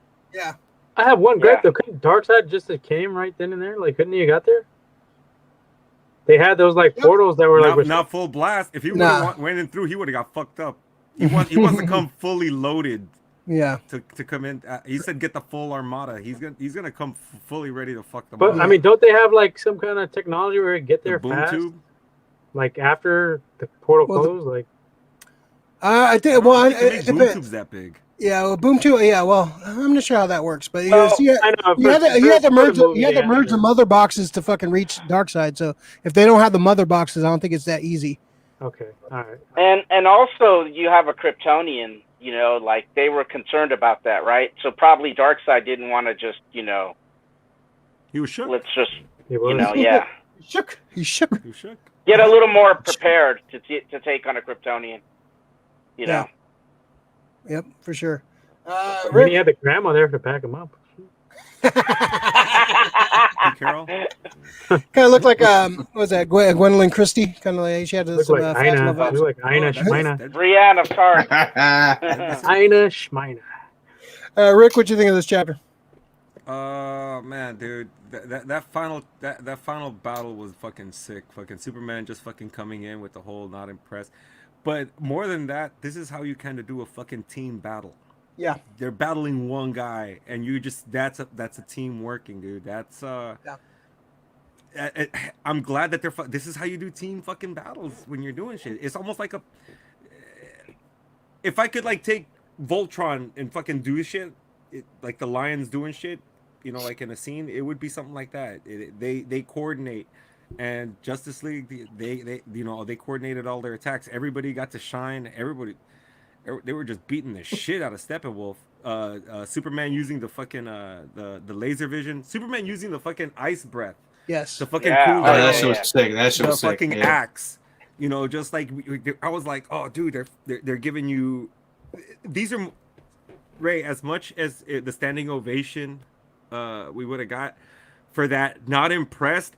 You would have heard everybody just yell out like "fuck it!" Like you were woo. There would have been that fucking moment in the fucking theater where everybody's just fucking going, like nuts because Superman's here and he fucking cuts Steppenwolf's fucking horn off. He goes full fucking Kal-El on this motherfucker, dude. He's beating his ass. Then they finally they chop his head off. Kick his ass back to Darkseid, and they just love that face off, dude. Yeah. They're just looking at him like, step through, go ahead. Yeah, you still got time, but Darkseid didn't want to go through. He wouldn't have time to get the Furies through. He wouldn't have time to get Desaad through. He wouldn't get time to get the Legion of Parademons that he has in Apocalypse.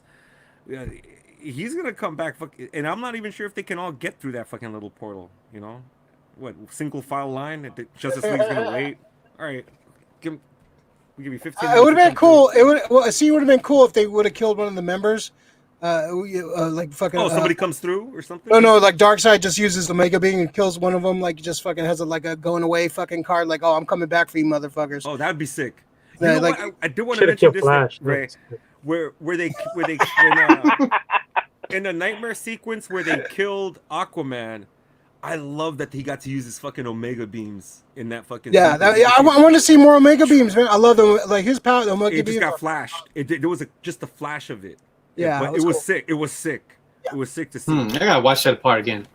It's a nightmare sequence when he's killing Flash. This movie is rewatchable. Like I said, I watched it 3 times.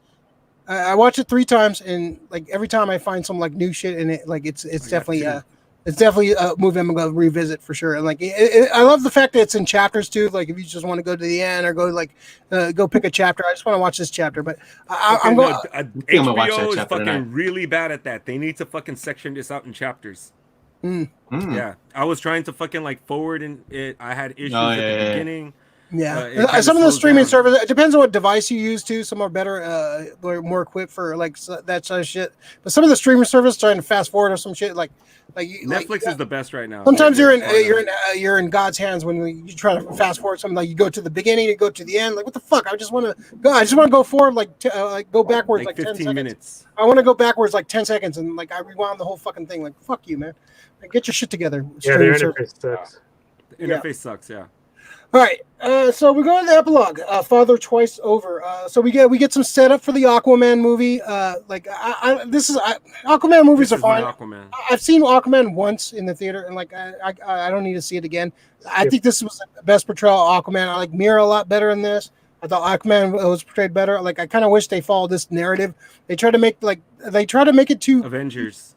Yeah, they're trying to make Marvel movies right now. Yeah, so we get to see Ron Choi. He's taking over. He's the nanotech division. We get to see some hints from Adam.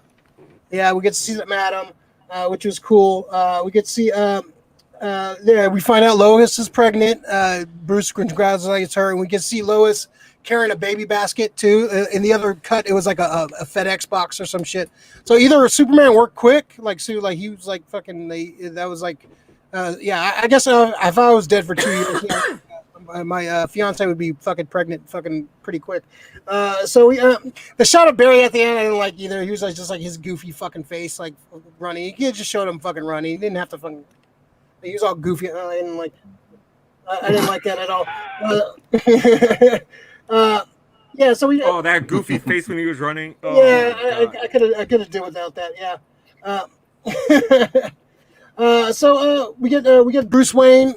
We get to see Bruce Wayne on the fucking Dark Knight fucking tank, which is fucking awesome from the comics. That was fucking dope. I really like that a lot. So we see some of the we can see so I guess Superman's keeping the black suit for now. I heard the rumors where he's gonna have the black suit for the next one, and in the third movie he'll get his red and blue suit, which is fine. I can it'd be cool to use the suit for a little while, but I definitely want to go back to the original colors for sure. So we get to see the Nightmare Future was this was in Batman vs. Wilson though, that little boat scene. Oh yeah, I'm coming to that. Yeah. Actually, yeah, you're right. So we get Lex. He escapes from the same thing that happened in the Whedon cut. So this was the after credit scene in the Whedon Justice League where he was like talking about putting a league together. So this is where he tells Deathstroke he's Bruce Wayne as Batman, and this would have set up Ben Affleck's Batman movie where he was going to fight Deathstroke. And the plot of that movie was going to be kind of like the game, the David Fincher the game movie. Was that Michael Douglas? Sean Penn. Sean Penn. Yeah, it was going to be like Deathstroke kind of dismantling Bruce Wayne and from every level, like from his business, his family, like for like basically. Basically, just almost like a Tommy Elliott Hush, probably. Yeah, kind of like taking out Bruce Wayne from like from the bottom up. So that was kind of setting up. So this. Go ahead, Leo. So this is like Zack Snyder's. Yeah, this was supposed to set up, right? This would have been like that. Okay, all right. Which is not happening though. Which is not happening at all, right? You never know. As of now. So yeah, that scene was cool. Snyder coming in to direct that for him. Fucking sucks. When I seen Ben Affleck, he's a great director. Like him directing a Batman movie, I was so excited for that Batman movie. I was so excited too. Dude, you got a great cat. You got Jeremy Irons as Alfred. You have fucking Deathstroke. You have fucking J.K. Simmons as Gordon. Like, oh man, you could have a flashback showing Robin. Someday there was rumors of like possibly a HBO Max series, like maybe like a 6-episode. Like, I would love that. I would love that. Batman, just like Batman. Luther too. He's kind of annoying. Yeah, he's definitely better than in this. He's better in this. Better as the Riddler. Way better in this. The Riddler, man. Yeah. He'd be good as the Riddler, but. I'm the biggest Jesse Eisenberg hater, and he's better in this, man. Yeah, Womack called it. Yeah, he came in. I was watching your show last week. Go watch the Gold Dirty Bastardz on YouTube. Go check them out. Womack was right. I was like shocked. I was like, I had to pause and like, what? Really? No. Well, when he was talking about like Eisenberg came in. He auditioned for the Riddler. He thought he was going to play the Riddler, so he came in with that weird mannerisms, like weird fucking thing to play the Riddler. And so he was like, oh, you're going to play Luthor. So he kept the same thing he was going to do for the Riddler for Luthor, which is Dumbass. fucking totally off. Totally Why? off. Like, But dude, did you see how he's fucking? I hate to say it, dude. He was pretty sick as fucking. well, he had Luthor. the Gene his Hackman bus- suit on and shit too. Yeah, Like, I was about to he say. was the businessman leaning back, his fucking body language. got his lady Yeah. bodyguards too. See, That was kind of We're thinking about Batman v Superman, Lex Luthor, and that Yes. stays with us, right? But if it was just like if from the very Eisenberg beginning stays he with would me. have been like he was at the end of this movie, yeah. it would have been. I would have been okay with it. Better. You That was know, a, but that was I a don't- major I didn't- issue. The major issue I Yeah. had with Batman versus Superman was Lex It was Luthor. Lex That was Luthor. definitely one of the major issues I had with that movie. All right, let me finish this Nightmare Future thing. So we get Joker. We get the scene. This is all reshot. We get the Joker scene, which I liked. I liked the little him kind of fucking with him, kind of playing mind games with him, talking about the boy wonder. Don't send a man. Don't say a boy wonder do a man's job. Yeah. Talking about that. I like that a lot. I like the dialogue, but man, that character is just annoying and weak. I don't like Leto. That laugh. Actually, I dug the look. We have he talks about the card he's going to give him for a truce, and it kind of explains why Batman in the Nightmare sequence in Batman versus Superman had the Joker card on his gun. People were kind of wondering about that, so that was a truce card. So that kind of makes sense. So we saw that. We had Deathstroke, Mira, Flash in the armor he used to go back in time in Batman versus Superman, Cyborg, and who was there another character I'm missing? I think it was the five Joker. characters in Joker. Oh, Deathstroke. Deathstroke. Yeah, and so we had that scene, we had that interaction, and then we had the Martha Washington shows up again at the end. This was another reshot scene. This wasn't in the original cut. You could tell because Affleck's super skinny. He like totally doesn't look all fucking like he does supposed to. So this was a reshot thing. It was like I think 4 or 5 minutes of reshoots they added. So we got the one last Martian Manhunter scene, so he's going to help him out and all that stuff. It should have been a lantern instead. Originally, it was supposed to be a lantern, but WB didn't want to let Snyder use the lanterns, so he was going to use John Stewart, right? Wow. No, yeah, it was going to be John Stewart and Hal Jordan, but then they wouldn't let him use that, so he was going to use Kilowog and Abin Sur, who was I who would have loved that. was a lantern, who's the lantern before Hal Jordan. Yeah, that It should have been Sir and Sinestro though. Yeah, so that was going to be the end of it. Was going to be 2 Green Lanterns kind of talking to Bruce Wayne. So WB was kind of being that would asked. be better, man. That would have been much better. Yeah, I think so. So what do you think, Nip? I didn't like it. I mean, I didn't like. I mean, it was okay. I didn't like the. I guess my complaints are more about cast. The dialogue was good. Like the Joker and Batman dialogue was good.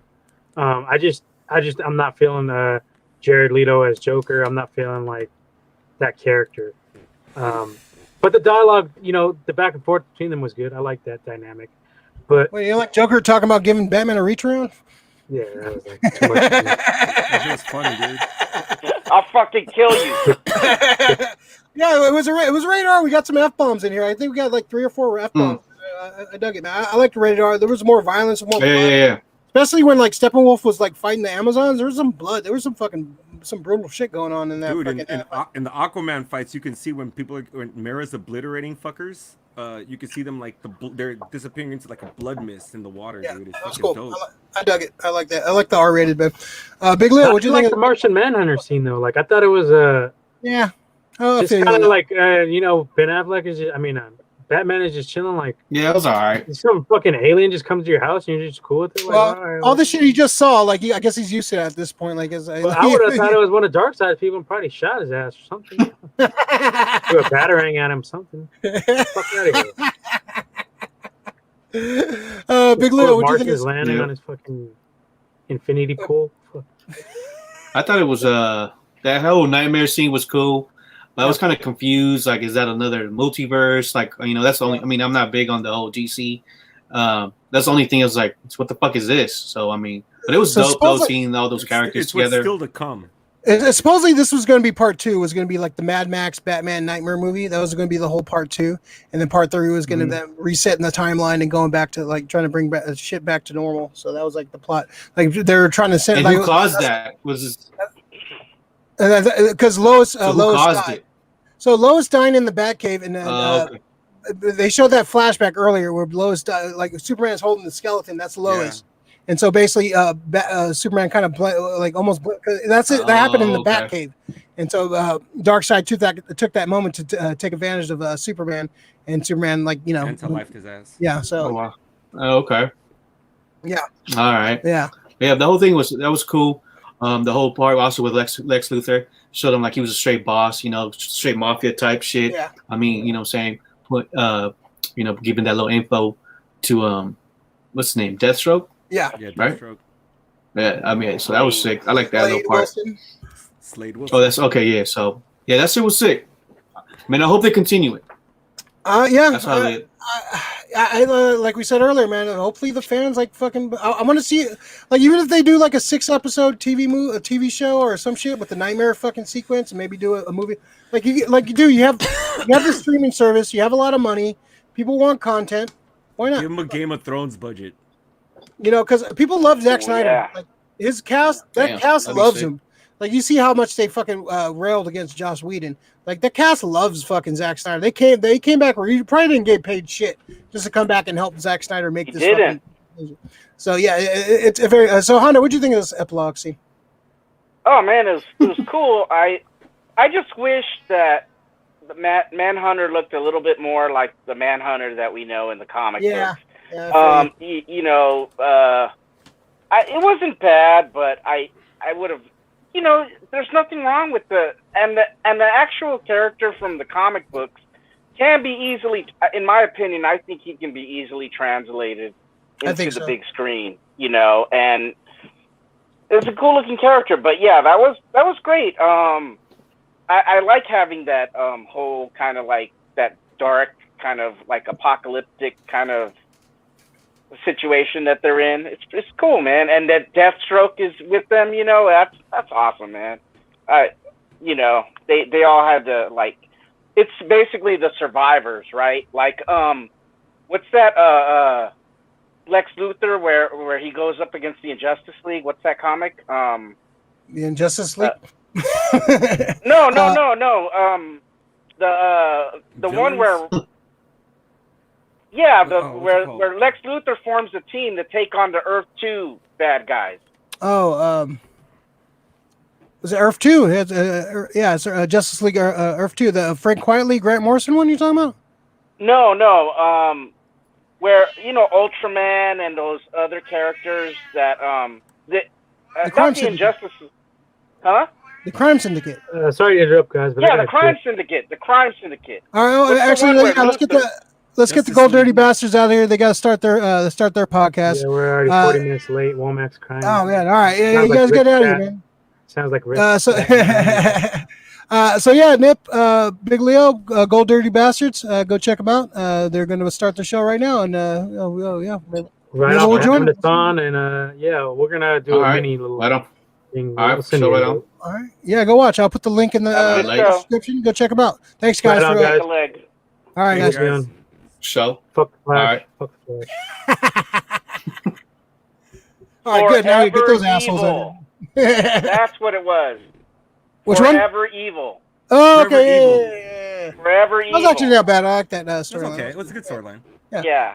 So, Effort, what'd you think of the epilogue? So I loved so I did like Martian Manhunter coming down just because, dude, I want Martian Manhunter in the fucking Justice League more than I wanted Cyborg in there. I think Martian Manhunter has more more. He's a character. classic. When do you think Justice League Martian Manhunter is he's like one of the mainstays because he's been in through all the iterations. Yeah, he's been in Detroit era. He was even in the 90s version, the 80s version. He was in every era. He was until this one.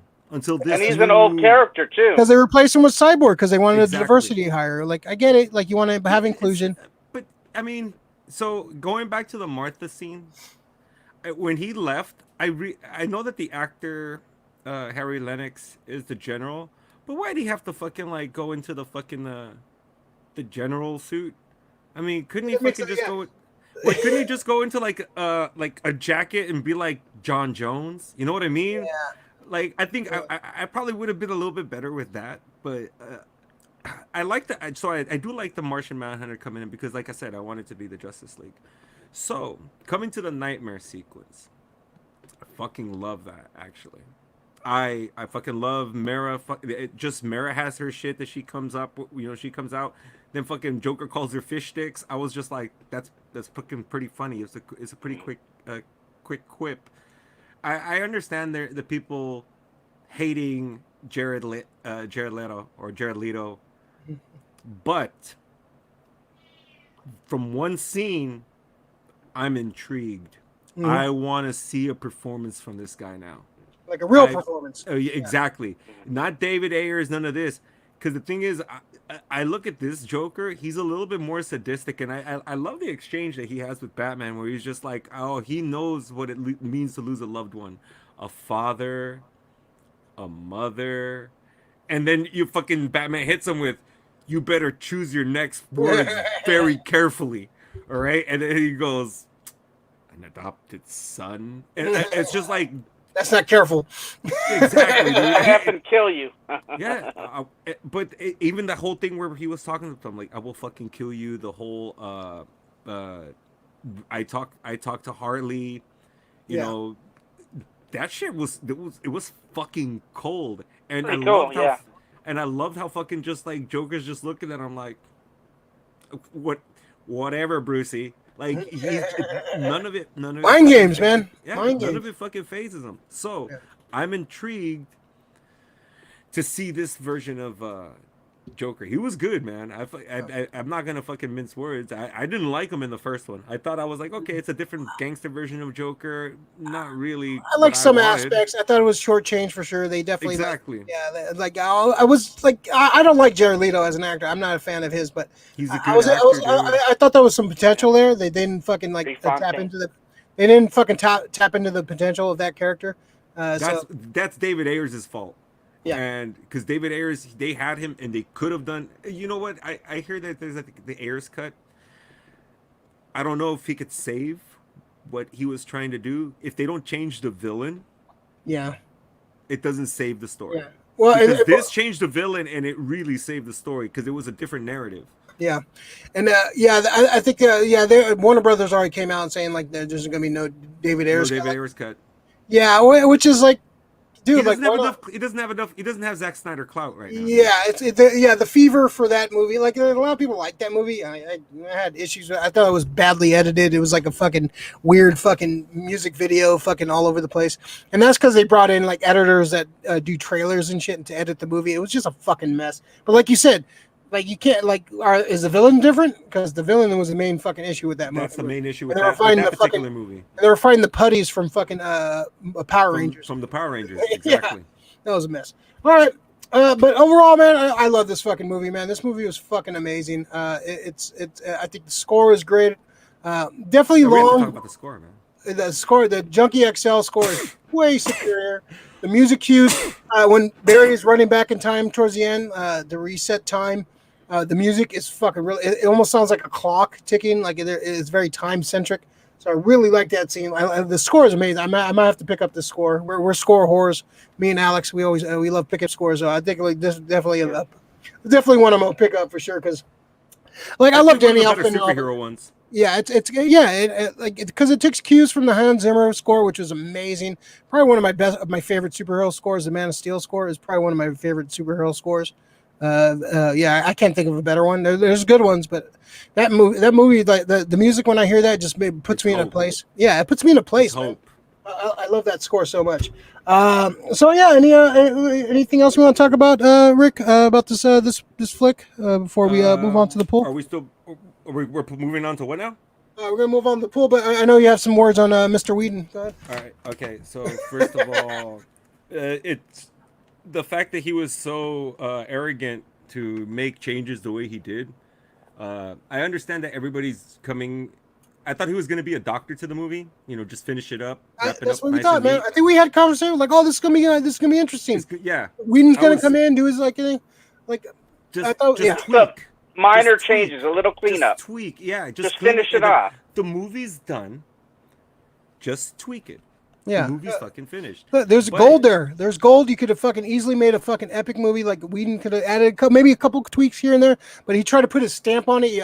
I'm sure he had the studio saying, "Oh, we want this, we want this, we want this." Like, dude, you fucking murdered this movie. You fucking took the heart and soul of this fucking movie. Too many missed times. I think honestly, when I look back at everything that Whedon did, I could probably say the only thing that I actually liked was probably the end sequence with them talking about, you know, the Injustice League. But you know, honestly, to tell you the truth, who's to say that's not a fucking deleted or an alternate scene shot by fucking Zack Snyder? Mm.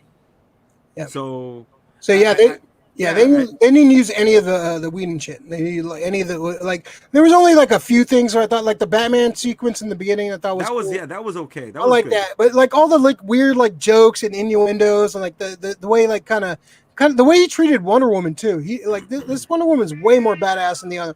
He pretty much like treated Wonder Woman like as an object in the last. You know what it was? It was insert female superhero here. Yeah, she had he had no character. Sarah North, you score whores need to listen to John Mayer's new clip. Just was John Mayer in the Justice League movie? I don't think so. He scored it. He helped. So everybody's watching at this point, just please like and subscribe to the channel if you haven't already. Like the video, share with your friends, turn on the notifications, all that cool crap. Check out Sarah on our after show for the Falcon and Winter Soldier, always with the hot takes. Our outsider Sarah giving us all the good stuff. So yeah, check us out on the after show on the Falcon and Winter Soldier. Hopefully Rick will show up at one of these when he gets. I need to know how long they are. Are they all going to be 49 minutes? We're gonna try to make it a half hour. I think a half hour is a sweet spot for some of those after shows. If it's like that, I could possibly. Yeah, we're gonna try. We're gonna try. Yeah, it depends how epic the episode is. The epic episode depends. It'll be epic. He should be. He should. The John Mayer. We're waiting for the John Mayer cut. That's what we're waiting for. Yeah, I think we like this. Like, I was thinking some of the stuff that I thought Whedon did, but it was all the shit I really liked about the Whedon cut. It was all Zack Snyder. Most like at least 95% of what I liked about the first Justice League movie was Zack Snyder stuff. So yeah, Whedon fucking murdered this fucking movie, man. And, I didn't understand that. You know what? And it shows because I wanted to talk about characters. He doesn't understand DC. No, it's obvious he's not a DC guy. Yeah, and I'm glad. I was excited to. I was excited to hear. No, but it comes from. I was excited to hear that he was gonna get Batgirl. Yeah. But the reason he got fired is they're saying that he couldn't find a storyline. For Whedon, who's known to write great female heroes, he couldn't find a storyline. There could be an indictment of like how fucking sick he is. Kevin Feige, I think Joss Whedon might have like benefited from Kevin Feige. Yeah, I like it. His first two Avengers movies are great. I like Serenity. I haven't watched enough Buffy to like make an opinion on that. Buffy's awesome. So his writing, like his run on X-Men was great. I thought his run on Firefly. Yeah. So yeah, I think it's better when it's hit when he's at the starting point. Like him trying to come in and like redo somebody like that's not his strength for sure. Cyborg. I mean, he fucking butchered. He decimated. He butchered Flash. He butchered Wonder Woman, and he turned Aquaman into a different kind of character. A joke. Yeah, he turned him into a joke. I think. They Flash. I think got some of the worst of it too, because those Speed Force scenes, like really, like the lightning bolt scene, saving the debris, the debris scene was sick as shit. Dude. I love that. I went back and visited that scene. Good fucking scene, dude. And like him like running, like using the speed when he's going up the stairs, just like, oh, we're going this way. Like just like those little the speed scenes are just, it adds so much to the character. It just makes you have him feel like more organic, more part of the have some kind of substance. Because in the other cut, he was just like, it was a joke. West. It would have been a lot better, believe me. But it just made it feel like more of a character, like more important of a character, more of a team, and just like the whole team dynamic. It wasn't like so goofy and like so manic. It just the whole team felt like they were a real team. The Whedon cut just felt they were so separated. It was just like a fluke that they got together. Like this cut made it flow so much better. Like they had a dynamic, they had like interactions. It wasn't just like forced dialogue and forced like storylines that were trying to like ramp down our throats. It was just so much better. Dude, Batman had an idea about bringing all these people together, right? And like it really flows in this movie. Like Yeah. he brought this is the like I love it. He goes, "This is why I brought you guys together." There's that scene where he's actually telling them this shit. Yeah. And And that's then- a lot better too. Like in the Yeah. Whedon cut, they made it like, oh, I'm gonna kill myself and like fucking you guys, yeah. And they went all good. No, they take it more seriously. No, they took it like, oh, we have your back, Batman. We're like, you don't have to sacrifice us. You put us together, we're gonna fucking kick ass. Yeah. Yeah, it was so much. It's a lot. It's so this movie is so much better. Yeah. What's your rate? You said 9.5. Ray, you know what? I actually will say that I think you might be a 10 to just shortchange it a half a point for time. I mean, time is the movie is great, dude. Movie's great, dude.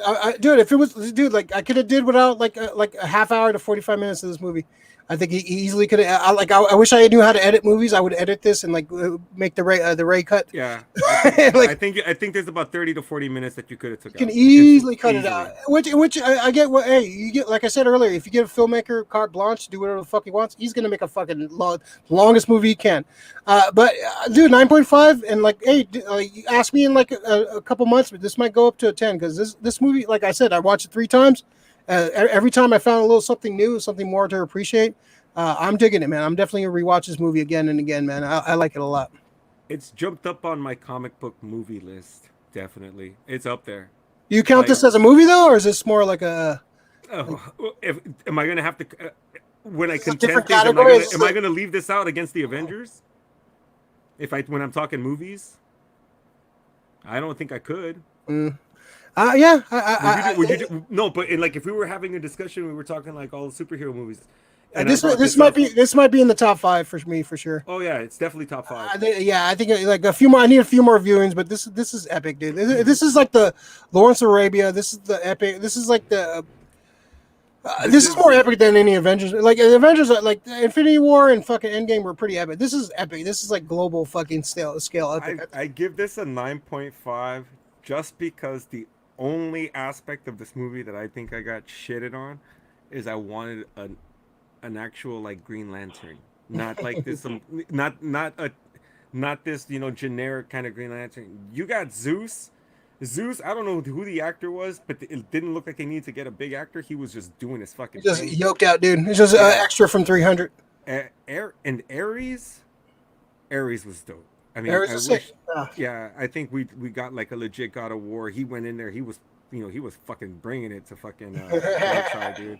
But yeah, I think I give it a 9.5, the same as you, man. I think the music this time around was so fucking different with Danny Elfman. I mean, Danny Elfman shit was great. I mean, it's nice to fucking hear The Dark Knight. Yeah, but that music fits Michael Keaton. Yeah, It doesn't yeah. fit I get what you're trying to do. They're trying to do a fan service movie, but this is a different vision, man. Because Joss Whedon knew he made a piece of shit. Yeah, right. All right. So we're gonna end the spoilers. We're out. We're gonna end the spoiler. Right. Epic movie. So let's run through. All right, done with spoilers. No more spoilers. All right. Justice League, epic. Watch it if you haven't watched it. Don't watch the fucking. Don't like if you haven't watched the fucking Whedon cut. Avoid that shit. Just watch this one. All right. All right, let's jump to the pull list. Pull list is stuff you picked up recently, stuff you watched, listened to, good or bad, stuff you want to talk about. We'll keep it short today. We're trying to get out of here at a decent hour, so we'll keep it short. Depends on Hondo. We'll see what happens. So Hondo, what's your pull list today? What's your hot picks for this week? My pull list. I'll blow through it real quick. As he exits the screen. Since you brought up scores. I picked up the Enter the Dragon one a couple of weeks ago. Nice. Lalo Schifrin. Yeah. Nice. Got it. So awesome score. It's Enter the Dragon, right? And then I got a couple of comic books. I got this wonderful Wonder Woman Oh, dope. Oh, dope. The Peach. by Peach Momoko. Oh, nice. That is a sick cover, man. That's That's dope. my Wonder Woman. This is Oh, my yeah. Wonder Woman. And That's dope. and then I got this by James Stocco. I haven't read it yet. It's called Orphan and the Five Beasts. Nice. Okay. Yeah. So, Stokey Cool did stuff. that. He did that. What was it? What was the other thing he did? Stokey. You gave me a book, but I forgot what it's called. Oh yeah, I picked that up. Awesome. The art is amazing. He did Aliens. He did the Godzilla book too, right? He did a Godzilla book. He did an Avengers book. Oh man, he's James Stokoe. Great artist. Look him up, man. He's an awesome comic book artist. Dope. Good stuff. Yeah, he's good. If you're watching right now, folks, I appreciate a like. Subscribe to the channel if you haven't subscribed, please. That'd be awesome to help us out. Yeah, thumbs up. Yeah, hit like and subscribe. Look at that sticker. Merch coming soon, hopefully at some point. Yep. Awesome. Anything else, Hondo, before we move on? No, Ray, that's it. Awesome. Oh wow, that's a world record for Hondo. Everett, what do you got this week, man? So I've been finding a lot of old school cartoons since I found the Ghostbusters 80s, the real Ghostbusters on YouTube. So I found a channel where all they do is show they have the full series of Tales from the Crypt. I was looking for the CBS the cartoon time. Yeah, the Tales from the Crypt. Okay. Yeah, Oh, nice. the first 2 seasons, which is pretty dope. I was also going through trying to find Camp Candy, just doing a deep dive on all these old school 80s, early 90s Saturday morning cartoons. I'm finishing up right now watching a real nerd shit, the CBS Storybook Hour or Storybook movie, The Secret World of Og. So it's just shit they used to watch when I was a fucking, like an 8-year-old. So just coming back, finally finding it on YouTube. Thank God for YouTube, man. 8-year-olds, dude. 8-year-olds. 8-year-old version of me is hella happy and shit. I was watching and I was like, dude, I have to apologize to my brother for a lot of shit. Tiny Rick. Yeah, I was like, what happened to this? I'm like, oh yeah, the little green man took it. It's like, what the? That's a show, Rick. I'm like, I don't know where your shit is though, bro. The great Kazoo took it. Yeah. You dum dums. You dum dums. Yeah, so pretty much 80s cartoons on YouTube, Saturday morning cartoons, Brave Star, and all that shit. Yeah, so some of them hold up, some of them don't, but there's some good ones. Like the real Ghostbusters still holds up, man. So it's great. It's great. It's a great cartoon. Then they're fucking. It's actually kind of scary. Same thing with Tales from the Crypt. They actually have like the animation, like what the imagery. It's a little for kids. I was like, I love it. I'm glad I grew up in that era, man. Yeah. We grew up at the right time for sure. Definitely. Awesome. I've got a couple quick ones. I got a couple figures. I got a bunch of figures in this week, but I'm not gonna show them off. I got the nice. Scream figure. Josie talked about this. She showed this off one time. I saw it in the wild, so I had to pick them up, man. Of course, they can't call it Scream because legal rights, but it's called the Ghost Face. Cool figure. Possibly do an unboxing on this one. I have so many options for unboxing this week. Also picked up got my Maura McTaggart in. From the House of X line, cool. Okay. Like switch up their fucking her outfits and stuff. You could have her with her like nerdy glasses, scientific look, or like mod go-go 60s kind of look to her. So very cool looking figure. Can't wait to open that up. Also got the Cyclops in too. The Cyclops from House of X is awesome. Comes with a little optic blast, a different head sculpt and stuff. So look out for House of X unboxing. Hopefully coming soon. Also picked up Iron Man by Christopher Cantwell, art by Cafu. Great art, great. Christopher Cantwell, if you haven't saw some of his work, he did the TV show *Halt and Catch Fire* before Hondo tells me about it. He also did a great run by in Doctor Doom, and he started this run last year. The art is really good. It's a really cool art. I'm not a big Tony Stark fan. But the way he writes Tony Stark, I like his version of Tony Stark. So I read the first issue. Can't wait to get in this. Art is amazing. I think it looks good. It got some painted covers by Alex Ross. Always nice to see, like a great cover in the back right there. Great. Alex Ross. Basically, he's just a glorified color cover artist at this point. So very cool. Yeah. Awesome. All right. So we're gonna do a quick hidden gem before we get out of here. Try to keep this a decent hour. Let's see. Krista Carlson, super great show about a dope ass movie. Yeah. Thanks for casting the movie. Appreciate that. So Hondo, what's your hidden gem for the week? Hidden gem is a guest show and tell, something you want to show off, something for your collection, just something you want to, just like old school when you're a kid. Real quick. So forgive me if I've shown this on the show before, but I don't think I have. It's called The Pro. by Garth Ennis and Jimmy Palmiotti and Amanda Connor. Amanda Connor, Yeah. Amanda Connor's the artist. So it's basically a prostitute gets Superman powers, and it's pretty funny. And the special thing about this book is Amanda Connor is very proud of this character because they thought she wouldn't take on a quote unquote controversial character or kind of like, and she was like, oh, she just ate it up. And so I asked her to draw me a sketch, and she did. That's pretty dope. This is one of my favorite sketches, man. I was giddy as hell when she was drawing this. It was great. It was awesome. Yeah, so that's my hidden gem. Good book, funny as heck. It's fun. It's definitely not safe for work. It's not. It's not a kid friendly. No, not a kid friendly book at all. Yeah, basically, it's a hooker versus like a Justice League trope character. It's pretty hilarious. A good book, man. Fucking funny as fuck. The art's great too. Yeah. I love the art. I love Amanda Connor, man. She's great, man. Her run on Power Girl is fucking great. I love that run. Effort, what do you got? What's your hidden gem this week, man? No hidden gem. Wow, all right. I feel you. So my hidden gem this week, I hit up Silver Sprocket on Valencia here in the Bay, in San Francisco, Bay Area. I picked up this little indie book called No Romance in Hell. Cool art. I really dig the art. It's very kind of cartoony. It's by Hyena Hell, who we posted this on our Instagram and liked our pic, so that was cool. Kind of an indie artist, just starting out, but it's basically like a demon trying to find romance in hell. I think the art's great. It's goofy, it's silly. I think it's a fun book for sure. So yeah, definitely go check them out. Go check out Silver Sprocket on Valencia. They have cool indie books. They got cool T-shirts, pins, patches, all that stuff. What was the name of the book? No Romance in Hell. Yeah, cool art. Dug it. Like always friendly guys in there, guys and gals and whatever.